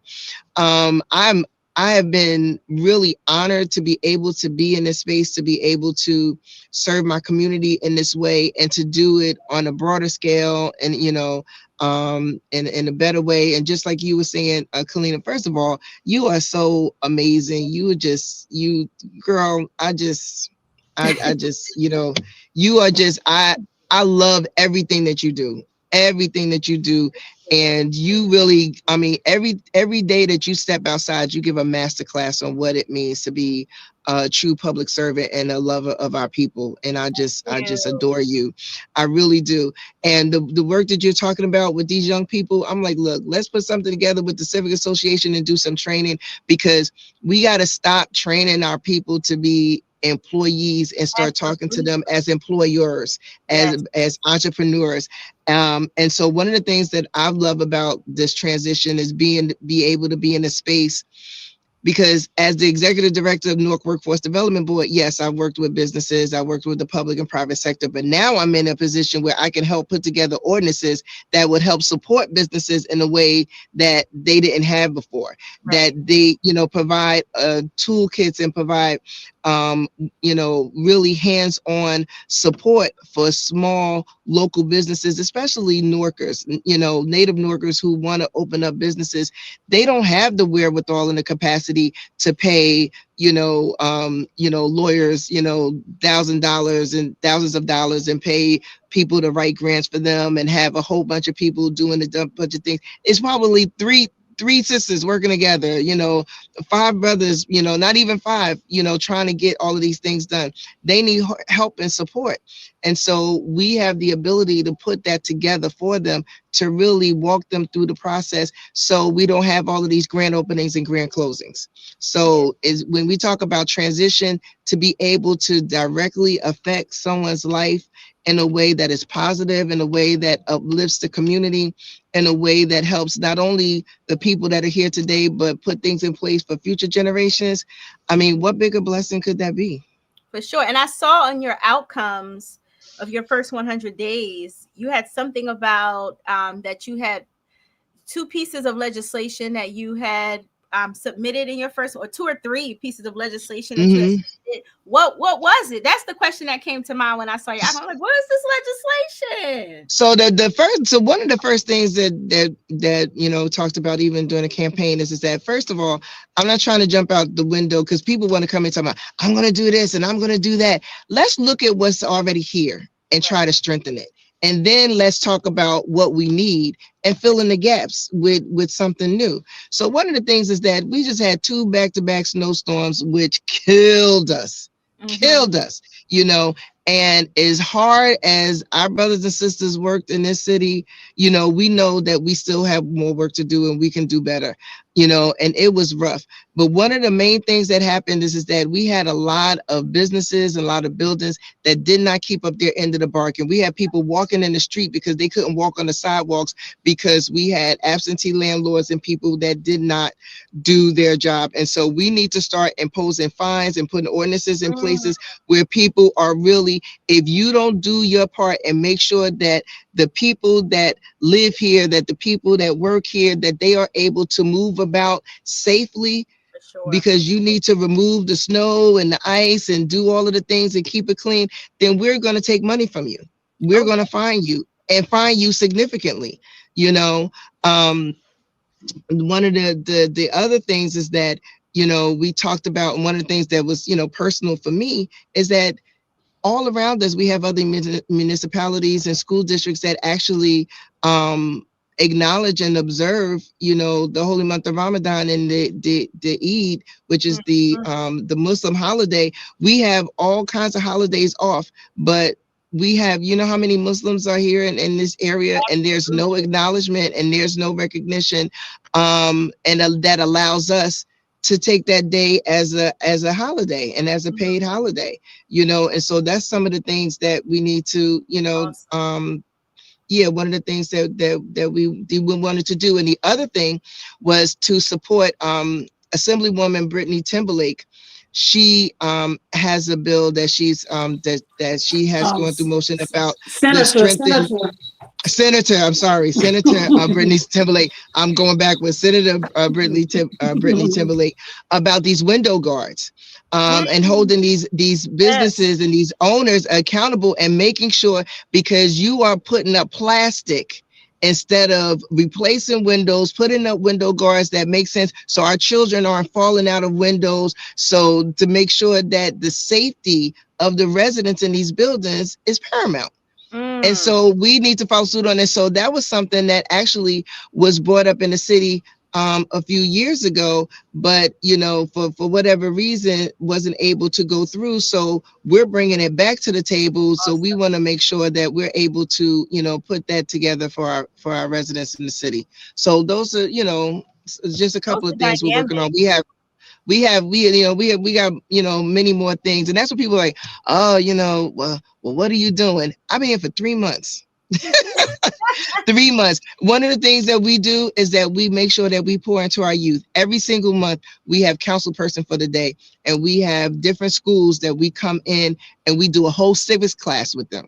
It's not, we don't just take pictures and do pizza. We do a civics class with them in City Hall every day. And then we tour them around and go from office to office, department to department, and talk about what each department does and how it relates to them in their real life.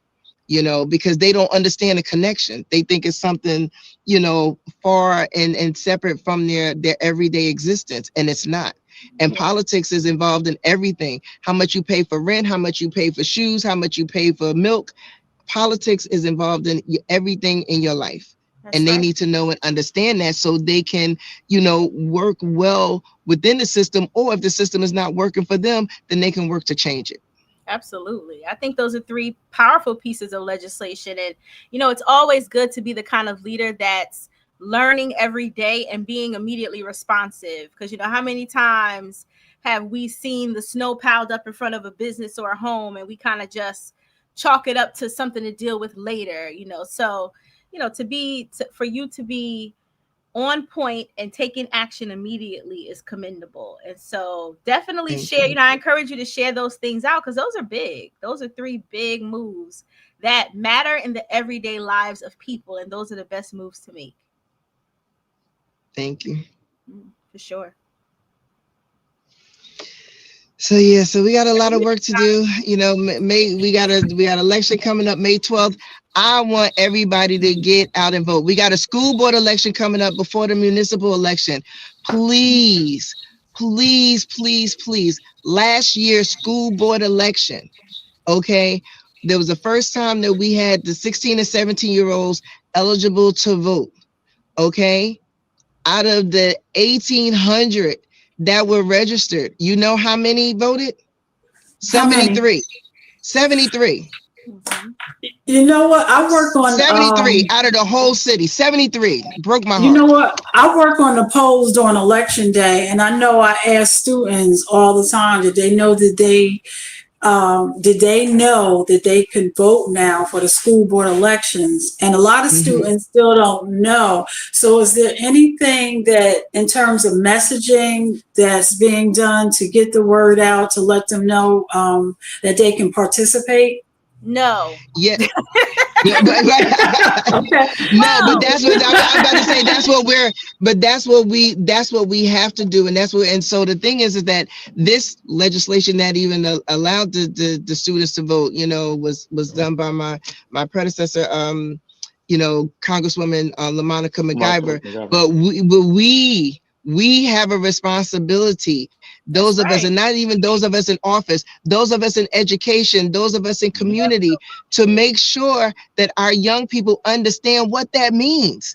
Okay, you can tell me that I can do something, but if I don't know how that benefits me or why I should do it, I'm not going to pay attention to it. But you also gotta educate not only the student, but you gotta educate the parents in the household. Because guess what? I'm going to be waking my daughter up the morning of, I would, if I had a daughter to do that at that time, I would be like, okay, remember today is, election day. We're going to go to the school board candidates forum. We're going to talk about these different people who are coming up who said that they want to help you get a better education. We got a $1.3 billion school board. The budget for Newark Public Schools is bigger than the city. The city of Newark's budget is not as big as Newark Public Schools. And you have, and you only get what, 3% of voters that come out to vote on a budget. This is what I'm saying. The people that scream, that come down and scream at the council meetings, y'all need to be screaming at people to go to the Newark Public Schools, because guess what? We're going to either have a pipeline to jobs, a pipeline to higher education, or a pipeline to prison. That's it. That's what's happening. And so we need to be talking about how we navigate this now. Because tomorrow is not promised. Right now, our children need us right now. Yeah. I do want to correct. So there's not a movement. It's not a message. I've been disappointed in the fact that the district hasn't adopted and invested in a message around this because they got plenty money. You know, so the messaging at the higher levels that could really just catapult this whole thing are not happening. However, there is a movement, and Jonathan, we got to have them on. Amanda Iboskia and Youth Power Action, they have about 1,700 young people on this platform, self-organizing. And there will be an increase in voters, and it will be because of them. And I want to make sure that the history is correct. It will be because of Youth Power Action and Newark Youth Career Pathways. We're linked with them. We have a student board. Our first student board meetings, we had the Gym Project come and get our students onto Youth Power Action, because why recreate something if it's already there? But there are 1,700 young people locked in. It's an amazing platform, and the vote will increase this time. And it will largely be because of their efforts and the way. And Kalina, is it set up? Dr. King, let me just one more thing. Okay. Dr. King's birthday, 100 of them were in person together organizing around the school board election. Oh wow! Yeah. On a And I definitely want to support you on that. I want to support that, because that is something that is really, that's been one of my top things. And I had a whole conversation about it. We've been talking with the school board about it, talking with the superintendent about it, and we need to get the community, you know, like hyped up and really engaged in it. So whatever I want to support that. So I want to work with you on that for real. Now, is there so Dr. King's birthday is a day of action, and we have to remember that. So going back to your youth group, is there a structure on where they serve in leadership capacity? Yeah. So, Youth Power Action is the Gym Projects. Amanda Evans, they have about 1,700 young people on the platform, and it's like a Facebook for youth organizers. But there are a certain amount of them who are a part of the steering committee. So they have leadership levels. You know, I'm just fangirling about it, and we made sure that we got tapped in. At Newark Youth Career Pathways, we have a student advisory board at each of our 5 schools. We're at University, Donald Payne Tech, West Caldwell Tech, and Newark Tech. And so we have a NYCP, wide board, but then we have the individual school boards that we've school-based groups that we've started. And so right now there are 3 committees, and one of them is civic engagement, and we are partnering with Jim because they got the movement already. So we're partnering with them and getting our kids connected into that, and they're going to be working on messaging in their schools. So at some point we will start to see more action around that. YMS, used to have, up until last year with the Gym Project, would have candidates forums. We've done a very good job as a city in sparking civic engagement in young people, making sure that they are aware. We've always had young leaders who have been active and been impactful. But now to turn them into voters when they never could before, that's an important messaging thing. But we knew what to do with COVID. It amazed me how when COVID came, we knew how to make sure everybody understood what to do. But when it's time for young people to get civically active at a younger age, it's silent. We know the formula the same way that we made sure that people knew to wear a mask. Is the same type of investment that we should make in youth civic engagement to know that they can vote at 16 in the school board election. Why not that kind of investment? Absolutely. Are all 1,700? Would you say all 1,700 of those students, are they registered to vote? I think that the platform probably went live a few months ago. I'm not sure of all the inner workings of it, but I know that 1,700 is not just talking about, I don't know how many of them are active. So 1,700 are registered. Let's say 100 came out to the thing. So they probably all are. But Amanda should come on and talk more about it. But I know for us, what we're doing is we have, about 30 student advisory board members. They're going to get registered. They're going to be holding a lot of messaging in their school voter registration drives. So they're going to be doing their part. Hadia Austin and Jennifer Maid from our organization are helping with that. But it will be more. It takes time to get people to vote. It's not an overnight thing. I'm not, you know, when we were talking about the number of people who registered, I was just impressed that 1,800 registered. The 73, Right. I wasn't that disappointed. Yeah, So I would. right.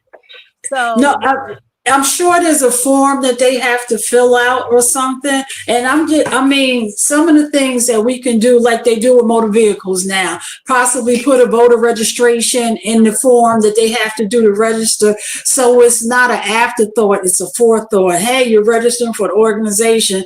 Because now if you're going to be, well, you got the 16-year-old rule for the school boards, but even if somebody's going to be 18 in the year that election is being held, they could register to vote as long as they're going to be 18, you know. So, you know, so we need to start, you know, inserting and not waiting. And the school board should, and maybe the issue or what we should be pushing to is to make the school board allocate funds for civic engagement and to kind of start naming, and because we know that the funds are there. So let's say this, you know, has to be set aside, because I actually registered, you know, we had when I was in high school, we did have a class that taught us civics. And the thing that we did on the last day of class was register to vote. And that was done right at school.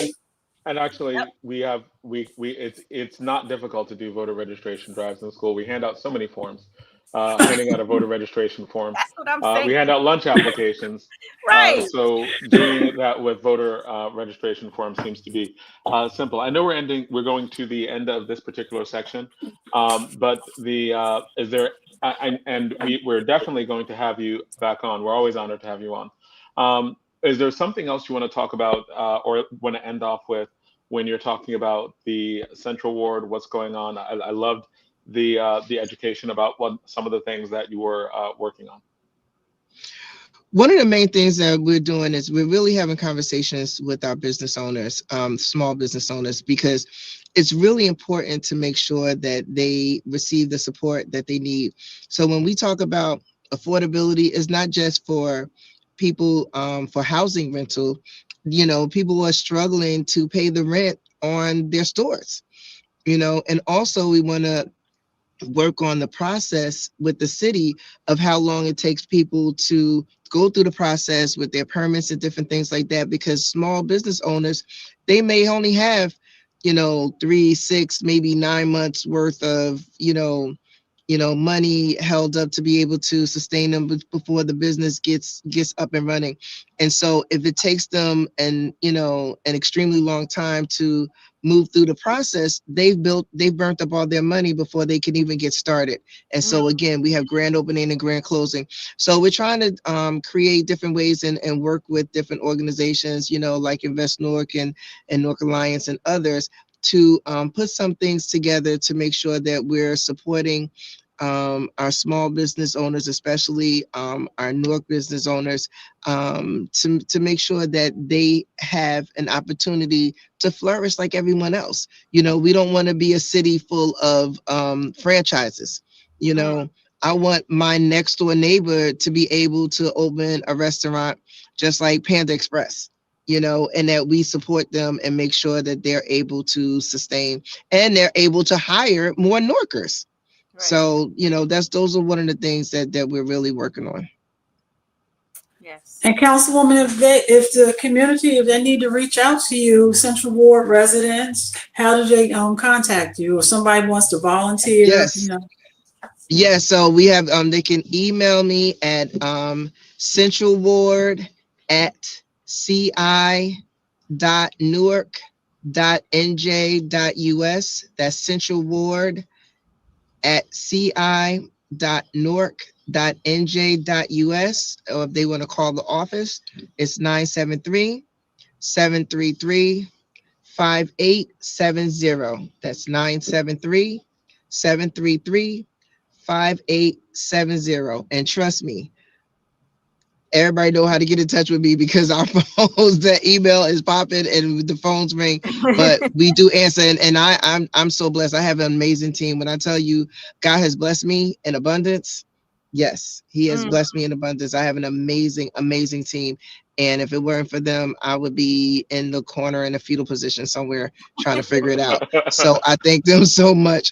But yeah, but school board, municipal election, May 12th. We need everybody to come out and vote. Please be engaged and be involved. Absolutely. Thank you. Thank you And so All right. much. Board is And April Thank 21st, you. I think. Yeah, school board is April 21st. School board is April 20. School board is April 21st, and the municipal election is May 12th. So everybody come out for both, not just one, Yes. both. That's All right. right. But Yep. thank you all so much. I appreciate you. Have a Thank good you. We night. appreciate you back. Go finish breaking my fast. And Ramadan Mubarak, blessed Ramadan to all my Muslims who are Blessed fasting. Ramadan. I love y'all. All right. Love you. I'll Love see you you back. soon. Be safe and get some rest. Yeah. Yeah. Yeah. Okay. Make sure you rest. Bye. It sounded Like, good. picture that, right? So thank you. That was a great section. We have to have her back on. And we are, for the election season, we hope to have lots of candidates on. We hope to have yeah. everyone who's running. There's a lot of people who are running, so we hope to get most of them on. I Yeah. see And I Linda saw Lloyd Linda out Lloyd. there. I saw right? Linda We're Lloyd, trying to get you Councilwoman on the at show. large candidate. Right. We're also trying to get Gail Chaneyfield back on the show again, because she was on before. We want anybody who's running for office, we want on the show, because we believe in civic discourse. And we just want to make it very clear that everybody is welcome who is running for office, is welcome to come on the show to have a conversation. How do they reach out? Because I know Linda's ready. So how do they get Oh, on the show? They just reach out to you? yeah, reach out through Facebook. Reach out to me through Facebook, or reach out through just getting in touch with me. Yeah, I'll call Linda. I'll call Linda. Linda and I'll get some dates from her. We can start as soon as you ready to start, Jonathan, with those dates? We will. So I'm just gonna. Okay. Yeah. So we're trying to put people on. We've got some people coming on already. Okay. I know that we're reaching out to different people who are running. So Okay. I'll just say that. So there are different people. Some people have already said yes. We'll have on the show. Some people have not reached back yet, but we hope to get everyone on. Okay. So this is cool. We are finally we're honored always to have Josie Gonçalves on our show, and she is the founder of Public Square Amplified. It is a journalistic organization. They are promoting free and independent journalism in ways that we need to have. And I know that we need to have these discussions about what's going on, because there's so much disinformation. So for the next half an hour, we're going to talk about the war. There's so much disinformation about that, why we are there. You will hear people screaming that it is an illegal war. You will hear people screaming that we have that the war that's being fought is to help keep people safe, right? You have all this misinformation about who's winning and who's losing, and a lot of it is just like craziness that is out there. So I think we need to have a discussion about what's going on and why. And welcome, Josie Gonçalves. Thank you so much. Nice to see you, Kalina. Never get to see you in ages. I think the last time I saw her was at the library. Yes. And young people should be having this conversation about war, right? Young bodies, history has seen millions of young bodies that have died for empire. And we'll continue to see young bodies die for empire. And they die in the streets of their own home countries, and they die in foreign lands as well. So it'd be great to have some young people engage in this conversation as well. Civic engagement is about media literacy. It's about understanding history and placing current issues in historical context. And so young people need to grapple with historical context in making decisions, even for school board elections. And our young people we've written about Vote 16, we've written about voting. It'd be great to have some of those young reporters actually on your show, Jonathan, if school allows or their games allow, talking to other young people about this. Young people spend a lot of time on social media, and they gather a lot of their information on social media.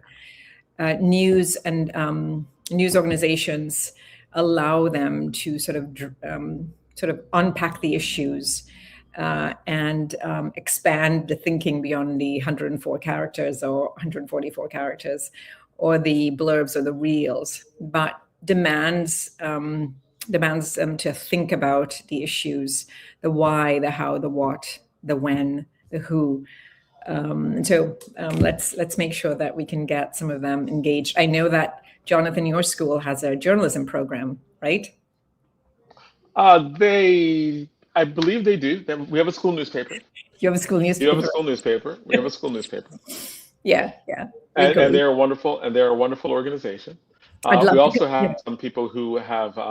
We have a teacher who wrote a book, but really had students write a book. A lot of undocumented students or first generation immigrants wrote about stories of immigration, and that book was published and very timely.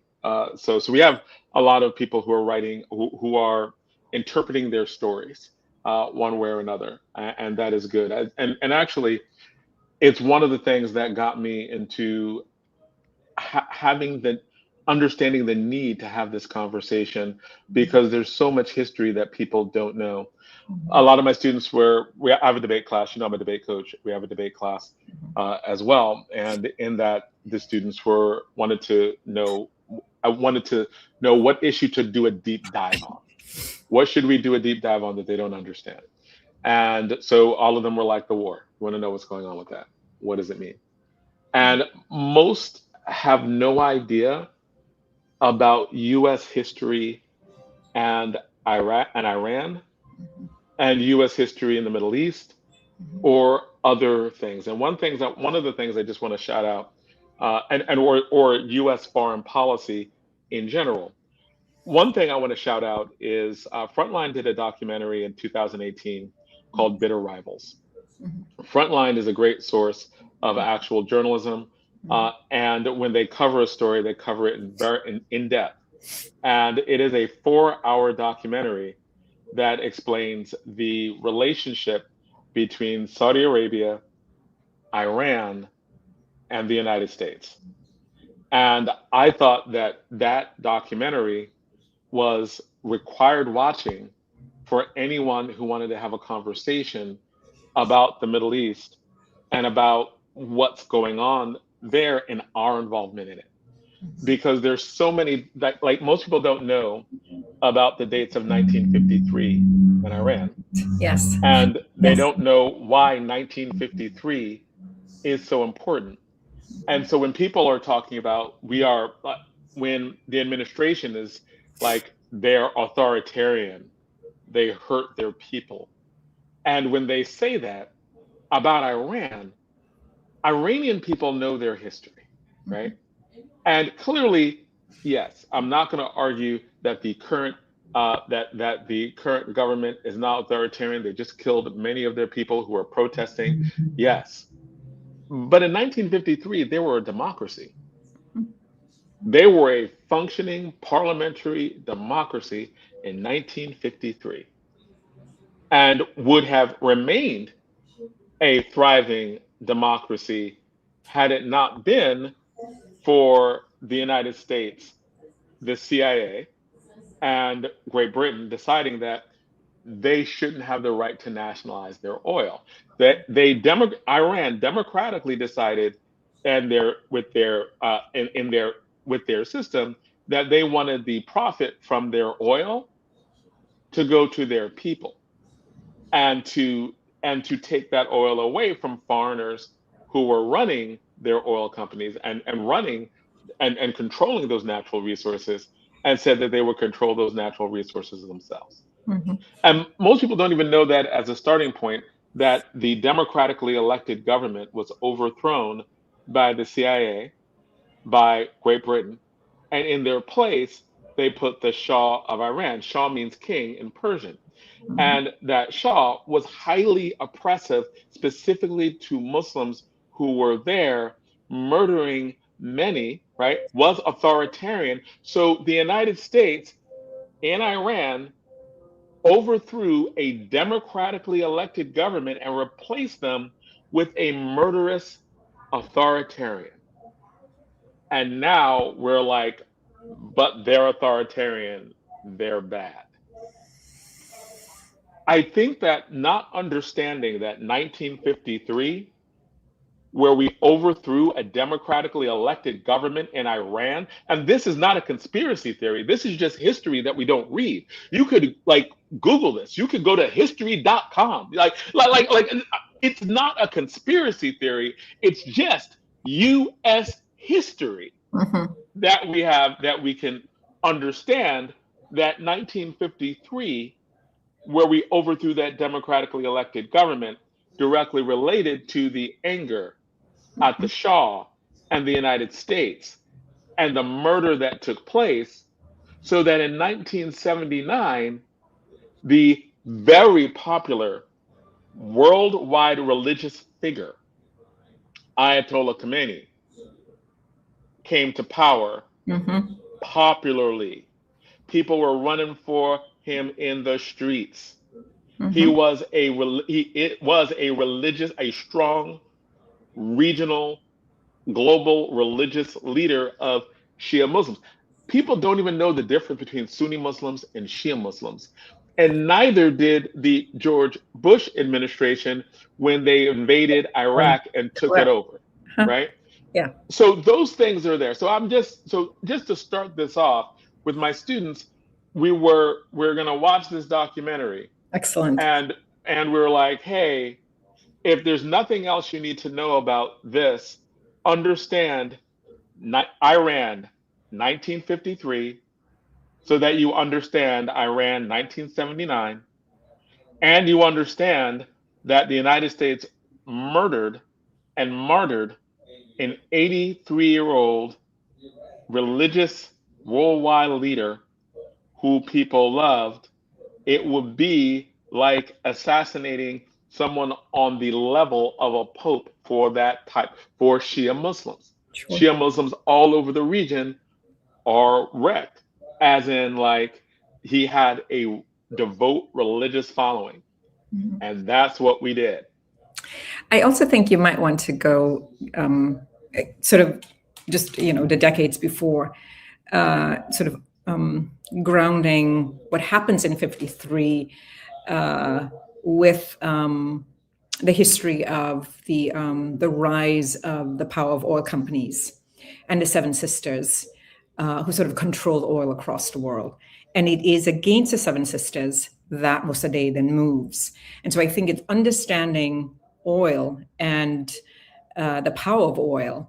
I think that's going to be a critical piece for your students to understand. Oil is a big part of this. It's always been a big part of this. The assumptions that that countries could own their own resources, Venezuela, Guyana, etc. I mean, right now, Guyana is sort of going down on the knee. At least he will be, and I think he's in Florida today, along with the Prime Minister of Trinidad, both there to talk about right-wing governments in globally. But I think it's important to sort of discuss the Seven Sisters and the oil companies that sort of leads the rise of Mossadegh, than the struggle from 49 to 53 that occurs in that country. That then, because it takes some time for the CIA to sort of implement the sort of strategies that leads to what happens to Mossadegh and the rise of what happens in 1979. Very often, American journalists reporting on Iran right now sort of begin the conversation in 1979 because you have the killing of Americans then. But they don't, and I'm so glad that you're doing it. They don't go back to 1953, and they don't really discuss the Seven Sisters or companies that control the economies, not just in Iran, but across the region.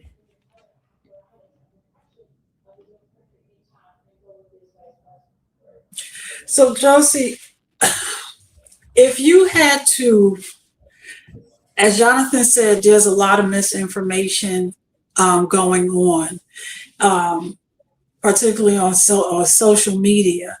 So if you had to give a overview of what we, basically, in as simple as it could possibly be, what we as Americans should be paying attention to. We've already, as of this morning, because I haven't turned the news on today, there were 6 soldiers lost in the war. And, this is what, day 4 or 5. As Jonathan said, we know that a lot of people, persons in Iran were killed. But what is it that we need to understand as to, should we be there? Was this the wrong or right decision? What do you think? Well, I don't think we should sort of try to figure out whether or not it's a right or wrong decision. You can end up having a discussion around sort of, which often happens, right? So folks talk about whether or not Obama's decision to go in where he did, or Bush's decision to go in where he did. We sort of end up having that discussion. I think we want to, and something I don't think we talk enough about, right?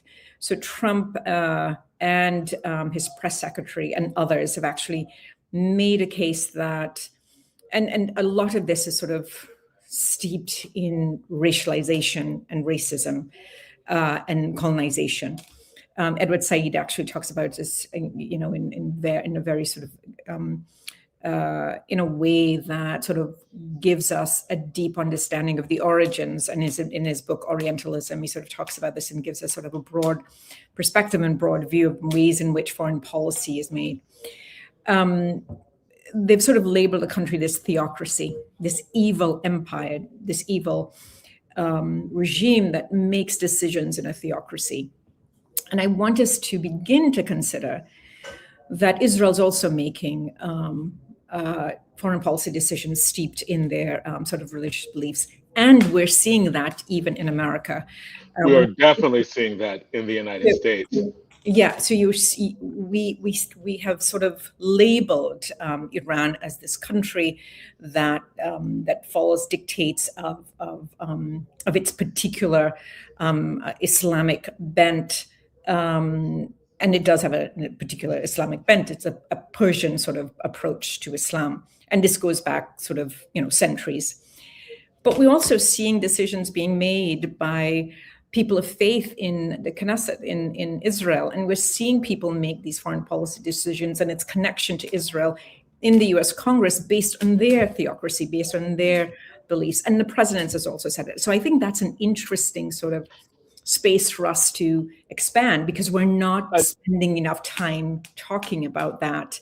And what it allows us to do is that it allows us as Americans to begin to place human beings in hierarchy of value, and we do it with countries. And so we want those young people and those people on the streets who are also dying and getting killed, and we have no idea what sparked the uprising, right? And sort of what the behind the scenes looks like. But so these are sort of wicked Islamists.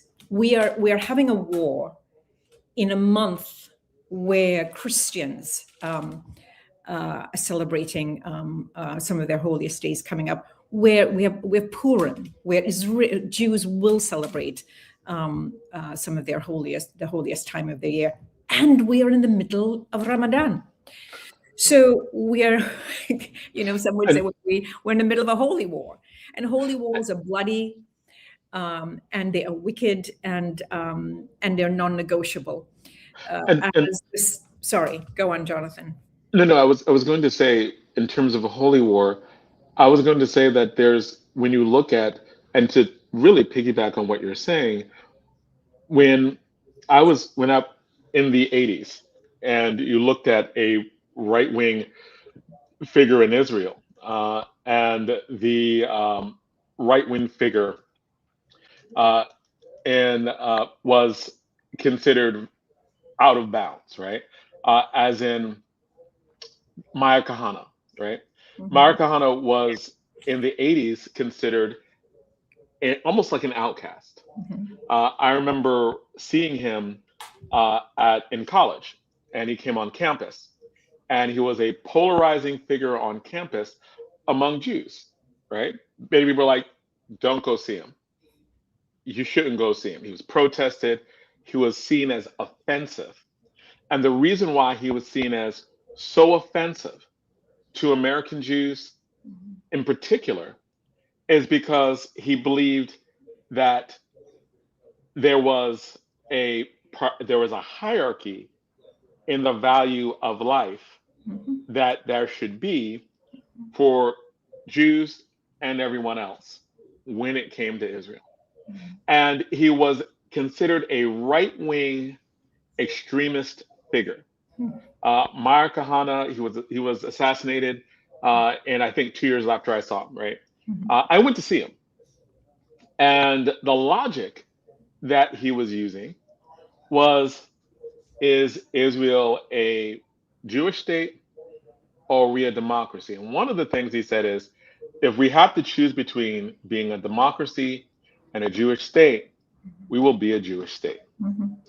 And he said, and he was making arguments that are not unlike the arguments that are being made in terms of replacement theory in the United States. Absolutely correct. He was making the argument that in Israel, Arabs were and Palestinians were or their birth rates were higher. And if things kept going the way it was, you would have Arab Israeli citizens who would start to eventually outnumber Jewish citizens. His argument was that at a certain point, we are going to have to choose. And that was seen as being highly radical. When Netanyahu came to power, and by the way, it's with debate, I've actually been reading about Netanyahu since he was a colonel in 1987. Exactly, right? since he was in the UN, correct, yeah. Right, and I've been watching him on the NewsHour because he was always, so he's always been in American media. So I kind of feel like I grew up watching him in the various stages of his development up to prime minister. And he was always a hawk, but now when during the Clinton administration, there was the ability to have a two-state solution, and it was coming very, very close.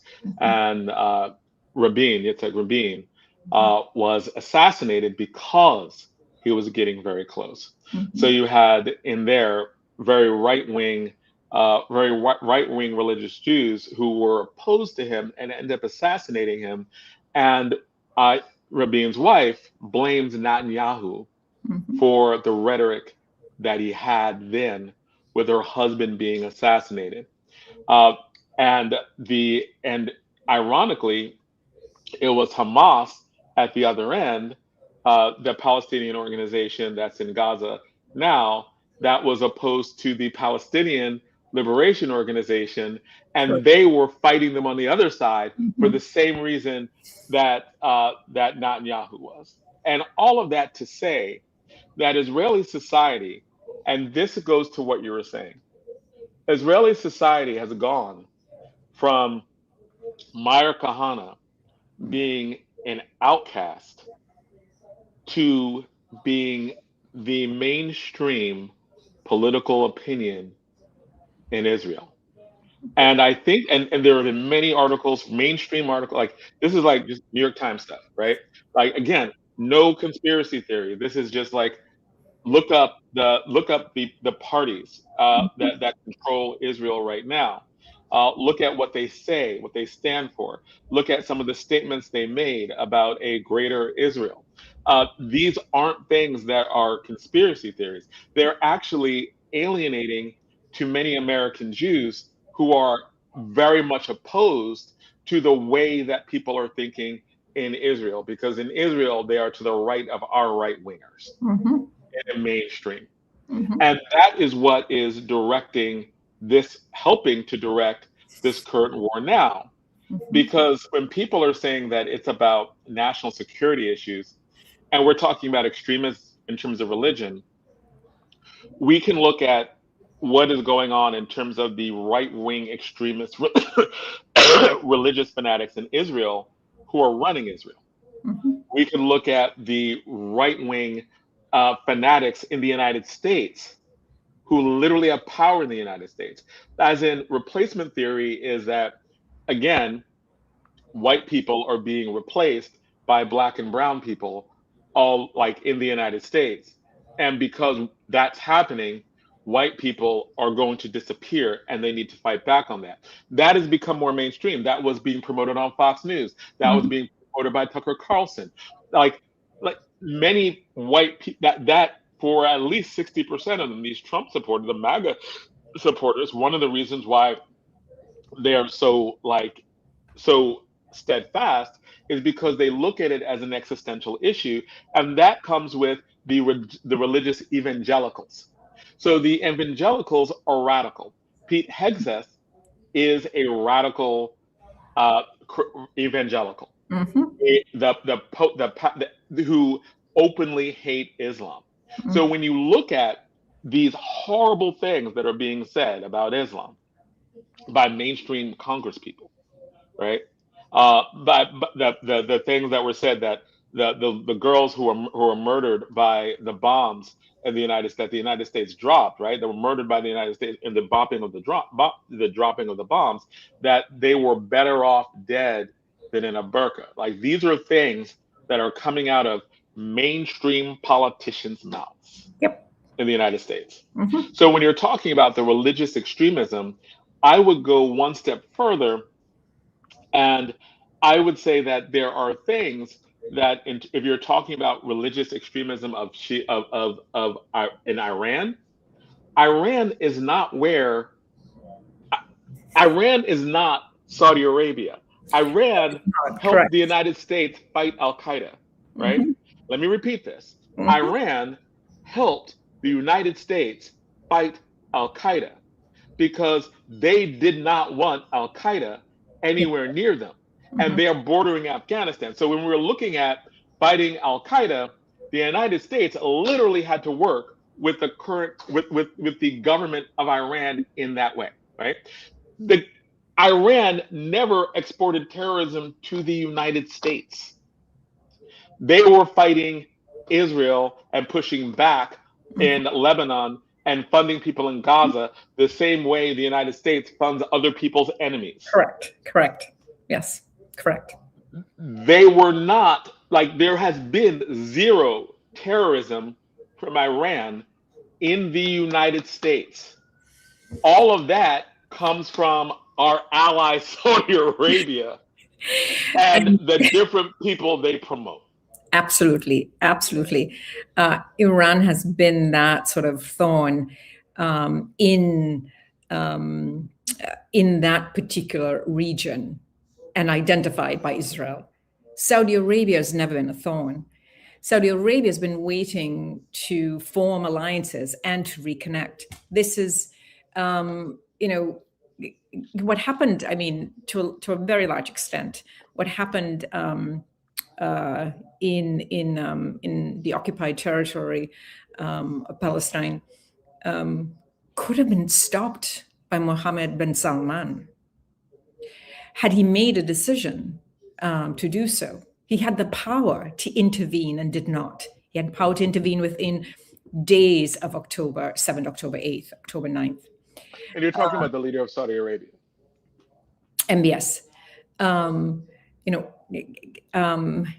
MBS, of course, believes in a greater Saudi Arabia, and that is his plan, right?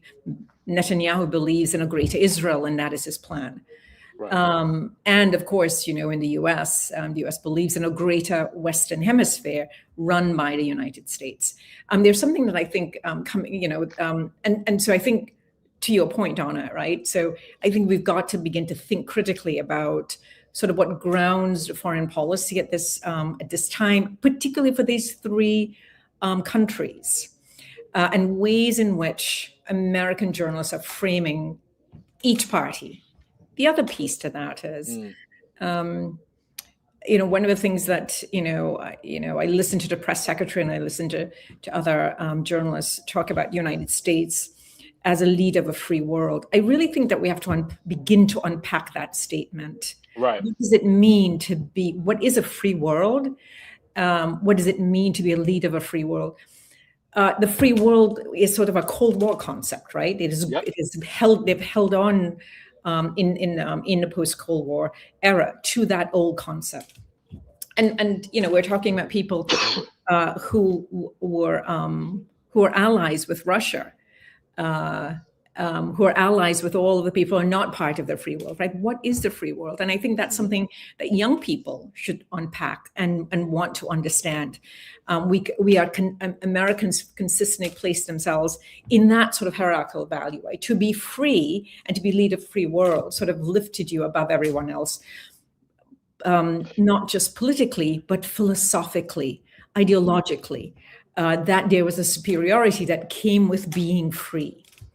And now I think this is something that I think young people should begin to grapple with and should begin to understand.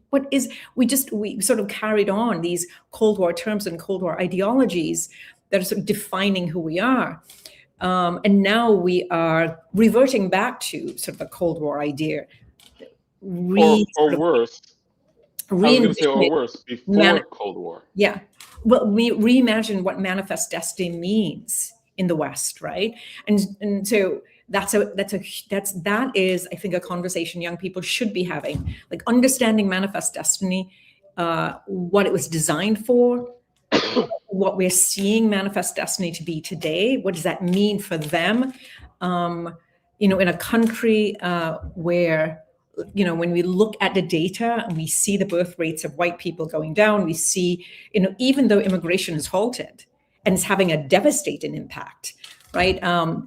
We haven't even begun to track the jobs lost by deportation and detention and by immigrants sort of disengaging with the market, because immigrants are not showing up at the unemployment office, right? So they're not being tracked. But production levels, we haven't even begun to track that as yet. So that's certainly something I think we really want young people, I think, to sort of look at what are the, and that's about media literacy, and that's about history, and that's understanding language and understanding power. When you use a term like that, you place yourself in opposition and you justify decisions based on that, because we're fighting for freedom and we're dying for freedom. So I think that's certainly something that we want to expand young people's thinking on. And of course, it's linked to the whole. I was going to say, going to directly what you were saying, when people talk about the free world, they don't even know what it means in terms of post-World War II, right? When people are talking about a, quote, liberal order, they're looking at the international system that was created after World War II, because, and with seemingly good intent, as in they looked at Europe after World War II and there were like over 200 million people dead. Cities were in rubble, right? And they were like, yo, we literally destroyed all of Europe, like all of it. And they're like, if cities are rubble, right? People are coming out of rubble. That the reason why the Marshall Plan had to be, and the United States had to give money to Europe to rebuild, is because they were literally living on stones. Their cities were razed, right? And so they were like, we don't want this to happen again.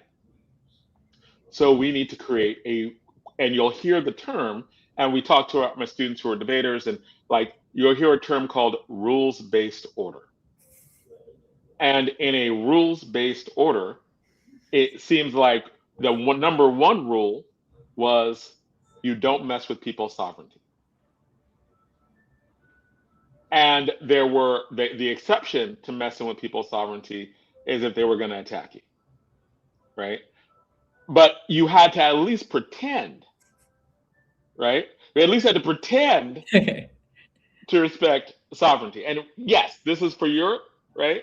This was never for everybody else, and in the Cold War. But the justification was, we have a rules-based order. So people were able to heighten the contradictions. So freedom fighters, people fighting for liberation, were like, you promised a rules-based order. When South Africa brought Israel to the criminal court, they brought them to the criminal court because they were saying, You say you have a rules-based order. You say there are human rights that have to be held. Cool. We say we see a violation of human rights. So like Black Panthers said, we are heightening the contradictions, which is what they did by bringing the International Criminal Court yes. there, the Court of Justice, right? Like so that the rules-based order was one where Europe always broke, but the rest of the world was able to be like, you broke the rules, right? and the United States conceived of itself, and this is probably, I think, an analogy that may be helpful. The United States is a superpower in terms of strength. Superman is a metaphor, and it's always been a metaphor for the United States. Mm-hmm. And Superman is supposed to always have a code of truth, justice, the American way, freedom, equality of everybody, right? And so there's immense power, but immense responsibility. There was a movie a couple of years back where, and there was also these themes in DC Comics of what happens when Superman goes rogue, right? What happens when Superman goes both disorder? We're going to do what we want, right? And that is the best equivalent of what we have now. And many people are like, well, Europe always lied and cheated and did all this stuff. They always did. Yes, true, right? Like we started talking about 1953, where we took over, where we fomented a coup in Iran. We could talk about what happened with the United Fruit Company, and I believe it was Honduras. We could talk about the copper companies inside of Chile. Each one, we could talk about the minerals that Lumumba in the Congo wanted to nationalize. So you're looking at all over the world, in Africa, in the Congo. You could talk about in South America, in Chile, in Central America, in Honduras. We literally overthrew governments. Democratic governments. Lumumba was democratically elected. Democratic governments, so that we could control their resources, right? Trump is now putting the quiet part out loud. Well, and he's able to do that because, at a pop meeting right after inauguration, I said, look at who's front and center at the inauguration. Those are the ones who control the ability to surveil what we think, how we think. You had every single tech company CEO at the inauguration. And so they've become, it's the next stage of military control and military warfare and military might. I mean, we've experimented in Gaza and we've experimented in other places. Don't think that the telephone blowing up in that young man's pocket, I think it was in Lebanon, right? Those are all experiments that have taken place. Right. We're now, in the free world, we're talking about Europe in the West, we're now, we can't get enough of participating in technology. We can't get enough of AI. We can't get enough of the ease of technology. We can't get enough of it. We now have one of the most wicked men, Sam Altman, who runs OpenAI, who's now stepped into the hole created by an equal evil person, the Anthropic CEO, who refused to negotiate on two terms. But that doesn't stop the new world that we're entering into, a new world where democracy becomes sort of this existential thing, right? So where will democracy rest? In what hovels will it rest?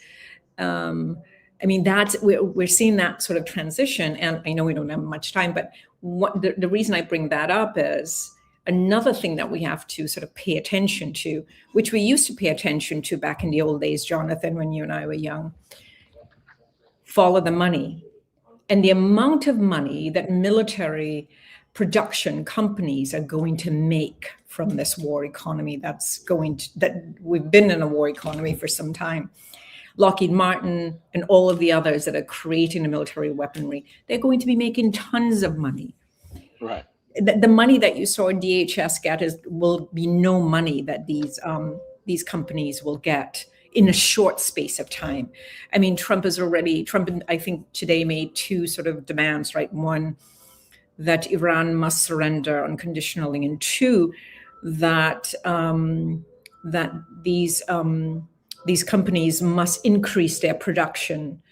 I think quadruple their production of military weaponry. So he's made those demands, and they're sort of threats, right? He's watching that they're paying their shareholders, but they're not producing as much military weaponry. So I think those are the things that I think we should all pay attention to, around theology, around military production, around ways in which we are being conditioned to understand war and the determinants of war. So we no longer, the question, we've moved past whether or not the war, there was reason for the war. We've moved past that. And part of the reason why we moved past that is because there literally has not been any reason to question, right? We don't have, we talk about a duopoly, but we really don't have a duopoly, right? we have a government that we are electing people that are just trying to figure out how to pay their mortgages. They're not particularly interested in holding others accountable. They're just there. And I know we have. I was just going to say, I know that we are like in the middle of a really good conversation, but it's my fault for not moderating well, because I know that we are Thank you. Running out of time for this section. But you can welcome to stay through the next section that we have too. But because we are our next guest, and we're running a little bit late, but we're gonna have to continue this, right? Because I think we have to have these conversations about history. We have these conversations about what is behind the news, and so that history and that media understanding have to be there. So we're gonna have you back again soon. And Josie, so you also talked about oil, but I guess at some point we're going to have to also talk about these data centers and what they're going to consume in our communities. Well, that's a whole bit about AI and our willingness to sort of allow ourselves to fall into an economy driven by AI. And so we will see data centers and detention centers the same equally. We will begin to see them equally. They will both begin to produce different kinds of jobs. Right. We will also see a third part to that, is the ways in which our public education system will become one of these, the way in which we treat data centers and detention centers. But okay, thank you so much. Are you leaving? And thank you so much. Well, I don't know. You're going on to a next topic then. But you're welcome to stay. We are having to round out, right? We've had some very serious conversations and some very bleak conversations, and we do believe the purpose of the arts is to help us put certain things into perspective.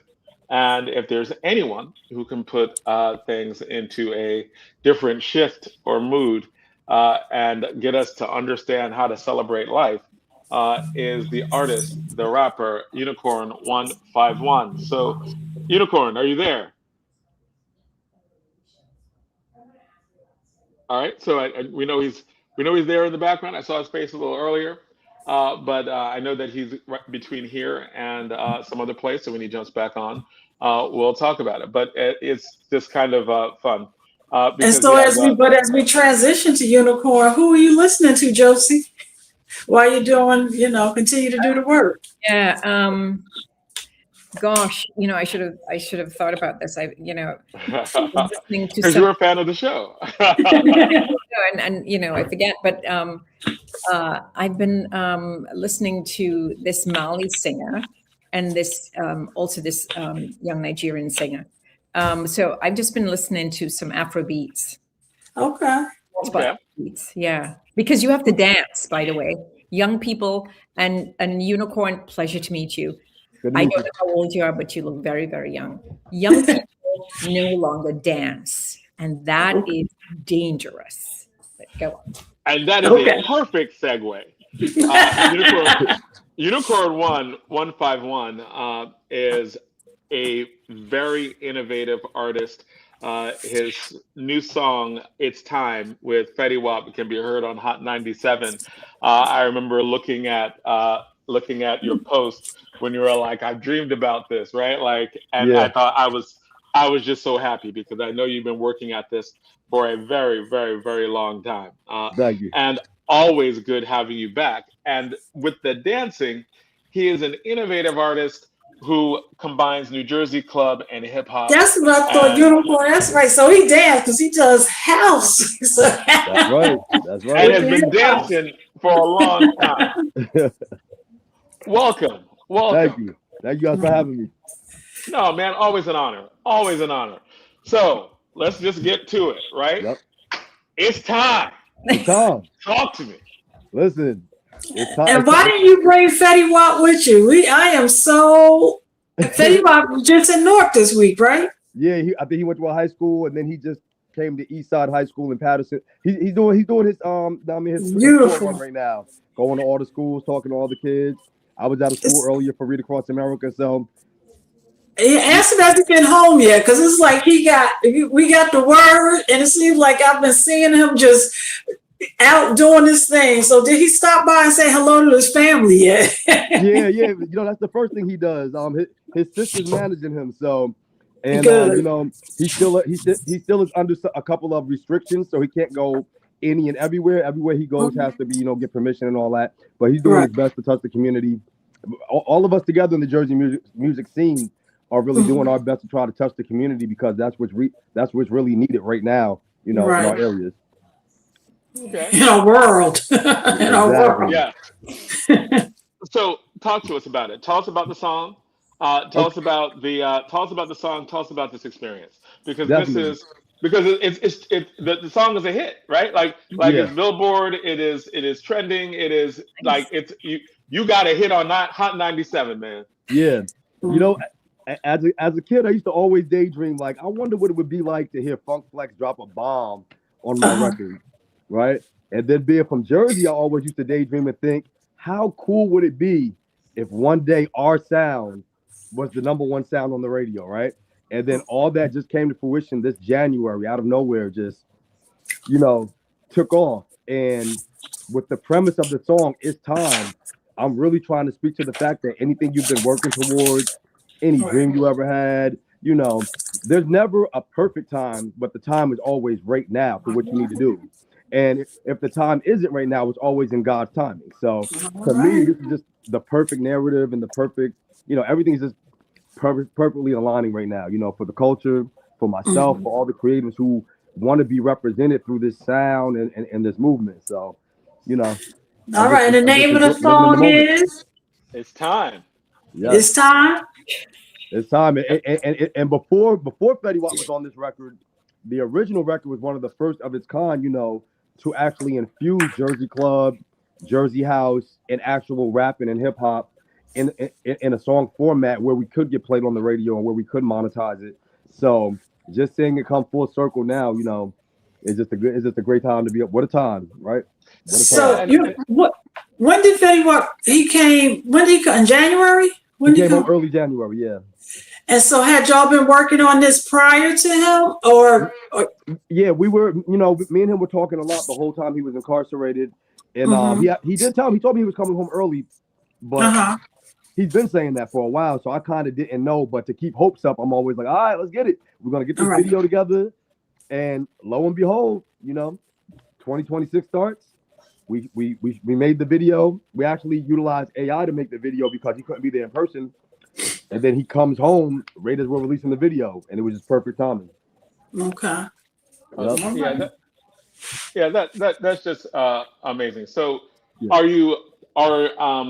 so tell us more about like where the song has gone. We know Hot 97.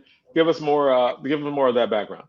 I mean, It's on all the radio stations. I believe we're doing about 100 plays every 3 weeks on the radio, which is unheard of, which is crazy.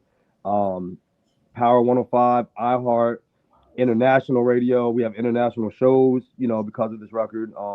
It's just been getting global recognition, but our sound in general has been getting global recognition for the past couple of years.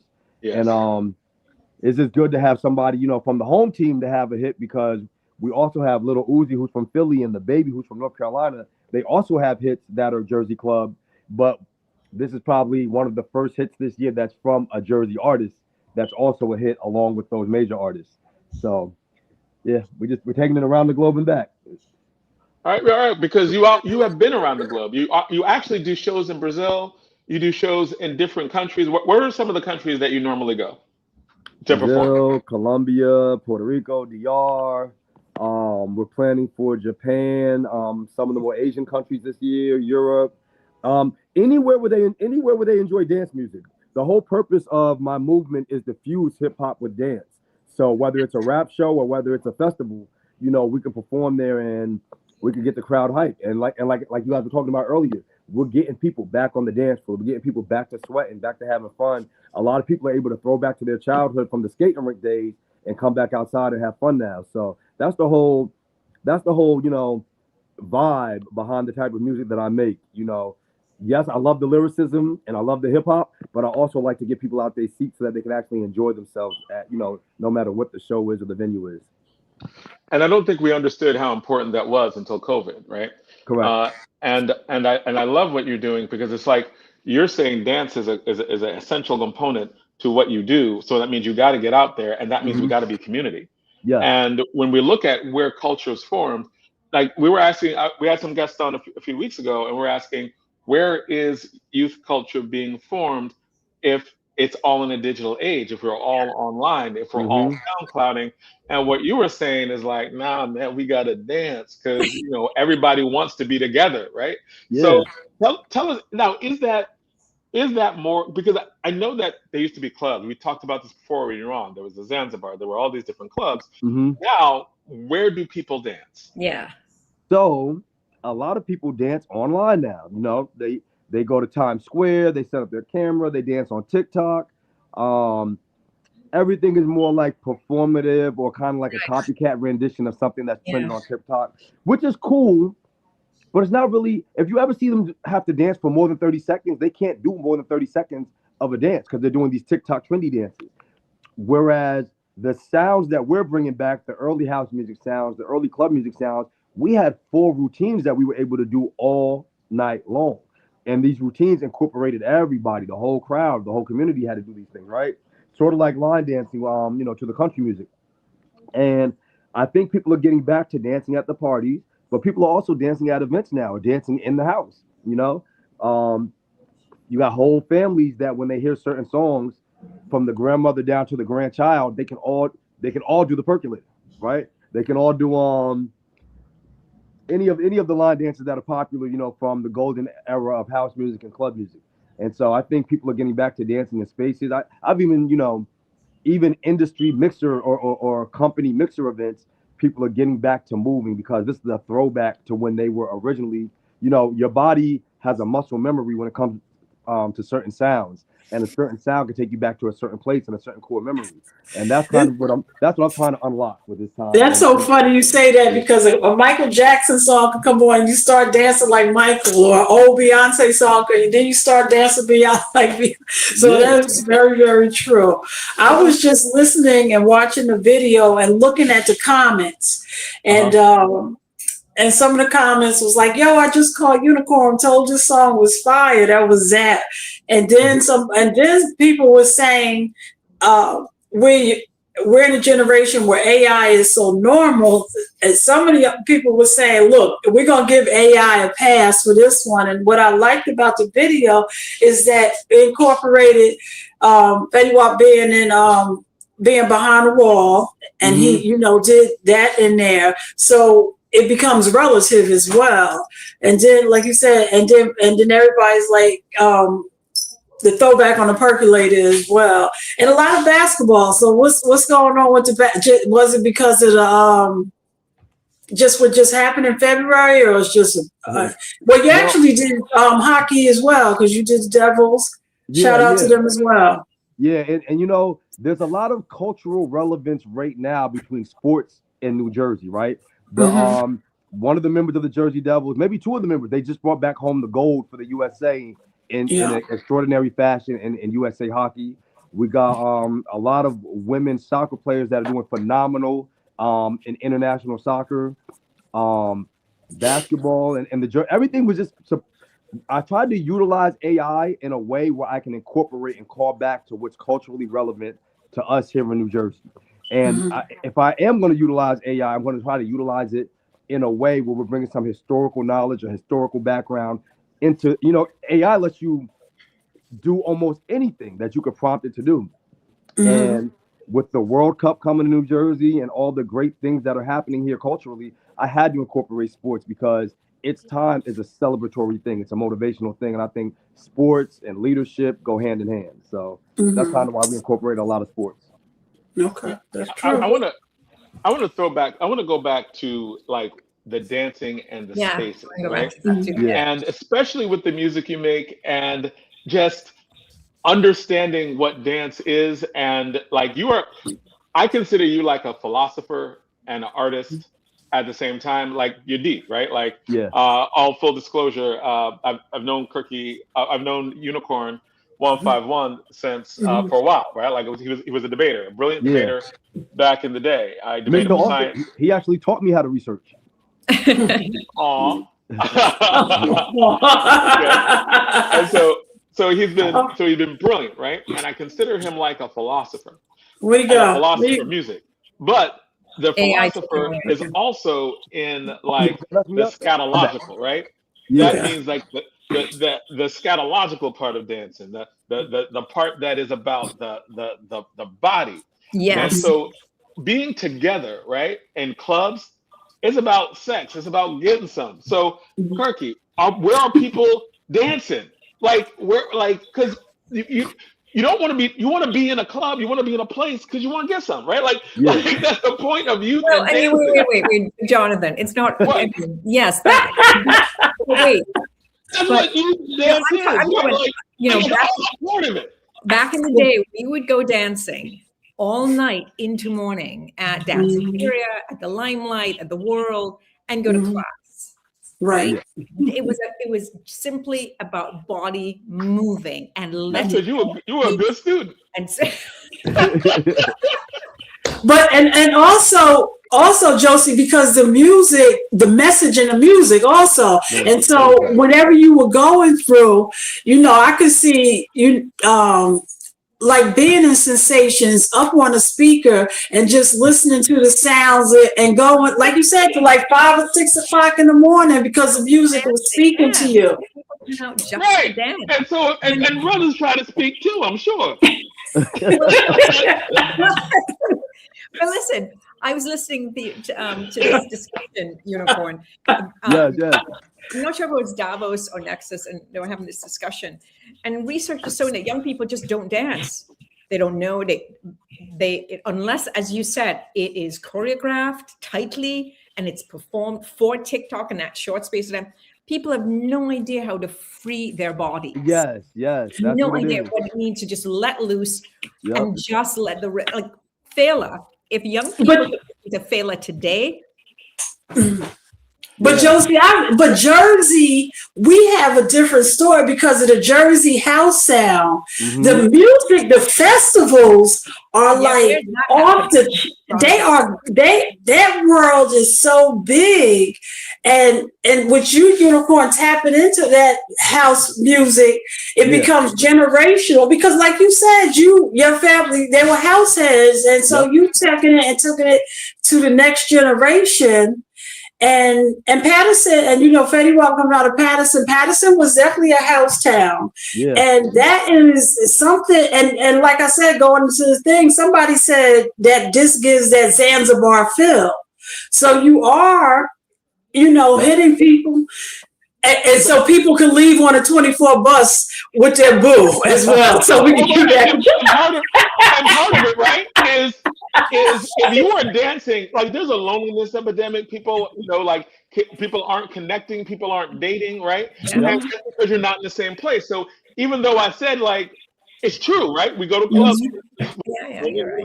right? Like, and there's a way of doing that. It's like young youth, right? Like it's part of it. It's part of being human, right? And part of club music recognizes that better than anything, right? Because it is movement, it is body, it is real, it is primal, it is all of that, and it's beautiful, right? Like in the way that Prince talks about it. So I'm saying that to give you a high compliment because I think of you as an intellectual in music in the same way that Prince is an intellectual in music, and with a similar message that is there. And the opportunities there. Cause I've seen your videos before too. Cause I'm saying that because I'm not saying that's a part of the message, right? Like, that's a part of the aesthetic, right? Like, that's not me reaching right now, right? Like that is a part of your worldview of what this art is and what it's about and what we should be doing as a form of connection. I know you're cracking up, but like, where's the lie, right? And I think house music, well, it did that way back in the day, but it just goes so far. I can remember like Naeem Johnson, I said the story has really never been told about Zanzibar yet. I think we talked about that last time you was on, and how I think like Grace Jones was specifically told to come to Zanzibar because of her style of music, and there would be an audience there that appreciated and understood. And like I said, somebody said it gives this Zanzibar feel, and so that has to be somebody of a certain age who knows about Zanzibar as well. So, are you tuned into the house festivals, connecting? And because I know house goes all over the world. Well, you know what? What a lot of people don't know is I listen to house music more than I listen to rap or club music. House, Afrobeat, and all those type of genres are like, because I grew up with that. My mother and father used to dance all night at Zanzibar Sensations, then come home and clean the house the next day to the same songs. And that's and I think because, and I don't know about other parts of the country, but because of the culture that we have here with the house music, we got something special where maybe there might be an epidemic where other people ain't dancing and other people aren't connecting. But I feel like here, where you have people who are like in the middle, like me, right? I can touch the youth, but I also remember Zanzibar and Sensations and Janae's and all these other spots. I can kind of bridge that gap to where we take advantage of the call and response. We don't just dance, we talk to the DJ and the DJ talks to us. Right? There's the call and there's the respect for the DJ and the respect for the artist, because it's almost like a communication of a dance that we're doing between ourselves and the crowd and with the artists and the producers, and it all is one big synergy. And I think by merging that with what's popular, which is hip hop, but still sampling back or calling back to the house and the club sounds, it can bridge that gap so that when we do have these house festivals, guess who's coming? Not just grandma and auntie and them, but they're bringing their granddaughters and grandsons and little cousins. At that, when you go to the Roselle House Festival, you see everybody, right? All age groups. And I'm just trying to shine a deeper light on it, so that I think because we're from here, a lot of us don't realize how special it is what we're sitting on because we're from here. But when I travel to other places, they're like, "Oh, you're from Jersey? Well, we click Jersey on TikTok. Y'all, it seems like that's the place where y'all are partying all day, every day. You guys are dancing." That's the world views us as a very lit and innovative place, even though those of us from here may not see it like that because we're from here. So I'm trying to highlight it so that we can say, we have the same pride as people who have pride in their sports teams have pride in our culture as well. And you see the TikTok memes with the house, with people doing the house, off of some house hit, and they doing the dancing. Or I know there's one teacher, she's always in the classroom before the class come in, and she's doing her house moves and everything. And it's funny because I don't even think clubs are allowed to stay open at 5 or 6 o'clock in the morning. I think there's legislation, talking about writing legislation. I think there's legislation to say they have to close. Well, I will throw this out there, right? With the coming of the World Cup, they are trying to do something for the city of Newark where we can keep our clubs open very late, right? Okay. With that being said, I'm going to make sure that there are some not house parties, but house parties that are taking place where we can go back to how we did back then and really be outside sweating till maybe 5, 6 in the morning and actually enjoy, start enjoying our neighborhoods and enjoying the people around us who make this music and enjoy this music. So yeah, that might be a reality this summer. And even though like sometimes in the past things were supposed to close at 1 or 2, we all know that there was the party and then there was the after party. That's right. We knew there was the club, and then where we would go after the club, where you'd be clubbing. That's right. Because you have breakfast, right? You go. And you went to the diner. That's right. So there was the club. There was the experience. after club. Right. That's right. Whole experience. Yes. And as Josie says, you went to work a class. And I think that the music that you have, what you do, the visuals, I think that it has a power to get people together physically, right? Like not just online, not just they'll want to like if you're doing club, you want to be with a person dancing, right? You want to be in proximity with them, and like there's something about club music where like you don't. I mean, you do dance by yourself, but you're thinking about when you're with somebody else to do it, right? It goes a lot better when you have a partner. That's right. That's right. It's a lot better when you have a partner, some energy to feed off. Well, and like you said, and so Unicorn will be interesting to Jonathan's conversation. It would be interesting. Like, did your parents meet at? I mean, because most of us can say, for real, most of us can tie relationships back to people we met at the club. So you're right. My parents are so different. I've always wondered how the heck did they meet, right? But the one thing, my father's Liberian and he's very scholarly. My mother's from, I think her side of the family has roots in Elizabeth and Jersey City, but they like to party as well, right? So I can only assume that they met at somewhere social. Because other than that, well, you have to do that interview. Remember, I told you have to get on that Zanzibar thing because nobody. And what I would hate is for somebody not Jersey to tell that story because it's a story that has to be told. Yeah. So what we are working on now, we got approved a state approved historical marker. Okay. For Jersey club music at Branch. So there's going to be a historical marker placed at Branchford Park Skating Rink as an epicenter of the sound. But we plan on adding more markers as part of a historical trail because this sound has a trail, right? Right. Wherever Zanzibar was, there's going to be a marker there. Broader Market, downtown Newark, Sensations, and a couple other key locations. At Branford, right. Yes. We're gonna. What I'm working on now is a Black Heritage Trail where we can actually pinpoint these very important locations of this sound. So, yes. And do you know Noelle Williams? Huh? I believe it's Noelle Williams. She's a historian. She's a local historian.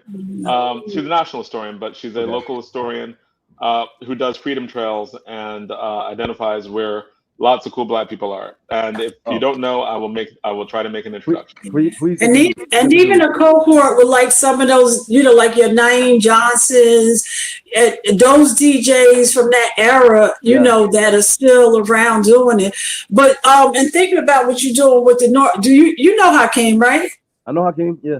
Yeah, so make sure y'all get together because with his 24 hours a piece and what you're trying to do with the clubs, that can probably tie right in, and continue to go from what you're trying to do around the soccer. But you have to come back and maybe we can have unicorns. I think we should connect, Jonathan. I think we should sort of we should co-sponsor some of this work, and then let's publish some of that on Public Square because it's got to reach young people. It's got let's do something together. I would love to. The number one thing, I love partnerships and collaborations because it's not always easy to tell this story on your own because a lot of other parts behind the scenes when it comes to publishing and all the stuff that you need to do to get it out there. So I would love any partnership. I'm getting a journalist from the CUNY Newmark School for the summer, and she's really interested in arts and culture. Oh wow! So let's see if we can pull some. And Josie, I don't know if you remember, and Jonathan, back when Kerry was running for president, and they did at Essex County College, they did that the hip hop to vote, and they done, and people from like Europe, everybody came around to Essex County, and they just recently did it with Queen Latifah too, but they did it, and Raz was kind of the orchestrated where they had this around music, this educational summit at the college tied into the election, to the presidential election, but it was the influence of rap to, so the rap to vote thing. So maybe, using the college and what you're saying and use a cohort to kind of bring all of that together, because you're right here in the midst of, and there's a lot of people who remember. And I remember we tried to run like the different clubs, like you could leave Sensations and go to Zanzibar, go to new experience, like, and depending where you are. And I mean, a difference of 2 years brings you a difference of like 10 to 15 different clubs. Yes, very true. So make sure you keep us posted because a lot's going on and we're very proud of you and everything. So we're going to go ahead and do the percolator like Jonathan. so as he said, what you doing? But you were before Josie said that she was listening to Afro beats. Who are you listening to? We don't know already. What you listening to these days? I mean, I usually put on a mix because the thing about Afro beats and Ami, I listen to a lot of Ami piano too, which is from South Africa. There's so many different African nations and different sounds that I can never really stick to one artist. No, you can't. I might hear a Congolese artist and they got a song I like. I might hear a Senegalian artist. So I listen to everything. I love Davido, I love Burna Boy, I love Wizkid, but I also love. I can't really keep up because it's really the songs that stick out. Right. And there's so many. I think Africa is really, really doing amazing things with the way they're expanding their sound. And I'm really challenging myself to have an ear where I could be able to pick up, what region, what sound is from. But it's such a mixed thing. And Africa is not one country, right? People think of Afrobeat, but it's a whole continent of sounds. I really just enjoy all of it. I don't really have a specific because there's so much. What's the song for Couscous? You know what I'm talking about? Afrobeat. The club beat. Well, it's so funny because when you hear it and it goes back to that house sound, and to see them doing the move all the way on the continent that we will do right downtown North, that's what's up. Yeah. There's a female named Boosie, and she does music with Black Coffee, and the way they kind of mix the Afrobeat with the house, I love that sound. Like, yeah. So you're gonna have to come back because you just started a whole nother conversation to be continued. Absolutely. Yeah. And we definitely want to have you back, man. We definitely want if Jonathan wasn't here, we can go another half an hour, but he's here, so you gotta come back. We're gonna connect. Now. So Jonathan, next time I'm gonna jump on like middle of the week. I think. Unicorn, Josie's talking to you. What did you say, Josie? I'm sorry. The three of us, Jonathan, I'm really serious about, especially having a young person sort of cover the work that you want to accomplish now, getting them engaged, and they're going to write it from a perspective that connects with other young people. So I'm really interested in doing that, and also we'd love to sort of be a co-sponsor in some way. So All Politics Local and Public to Amplify would love to put our stamp on this stuff. John, let's put that together. Absolutely. Thank you so much. Be an honor. Thank you. I love you. Thank you. Love you too, man. Love you too. Love. Peace and love, everybody. Yes. Thank you. Absolutely. And good luck. Keep having fun. Keep doing what you're doing, man. Because I really think it's important. Tournament. I want to come see what's going on in the debate lately. Oh, absolutely, man. Absolutely. And we'll also feature you at a tournament at our tournament that we host in Newark. I'll run you those dates too. All right. Perfect. All right, And Jonathan, maybe you can get him to do a debate. Is house originating in Chicago or in Jersey? That's always a big discussion. That's funny. Hey, All right, take care, guys, man. Have fun. Continue doing All what right, you're doing. thanks, Sean. Bye, guys. All right. Thanks. Thanks, Josie. Yes. Bye-bye. All right. So this was a good night. This was a good show. Mm-hmm. We want to thank all of our guests, Rahma Mohammed and Altariq McKinney for Pastrami Over Politics and that great conversation we had on politics. Central Ward Councilwoman Amina Bey on what's happening in the Central Ward. Really good conversations on some of the policies that were talked about there. And Josie Gonsalves, thank you for coming on and having this great conversation about war and talking about the war. I thought that was a needed conversation because there are a lot of things we need to talk about with that because there's so much misinformation out there.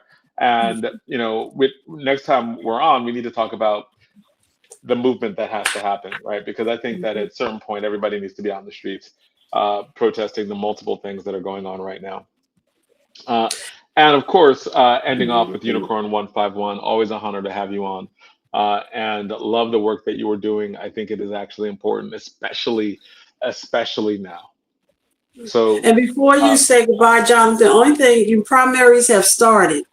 Yeah. And people are voting. We just had Texas, North Carolina, Arkansas, and just listening to the conversations when the candidate of your choice didn't win and how people are talking about bowing out. Like, no, you got to go all the way, because if you ever want to see change, it's very strategic. So you can't, first of all, when people get elected, you got to hold everybody accountable.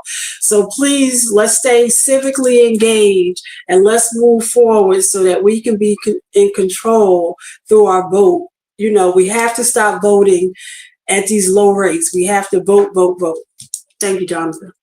Thank you. All right. Take care. Be peace and good blessings to everyone. And be careful and be safe out there. Thank you.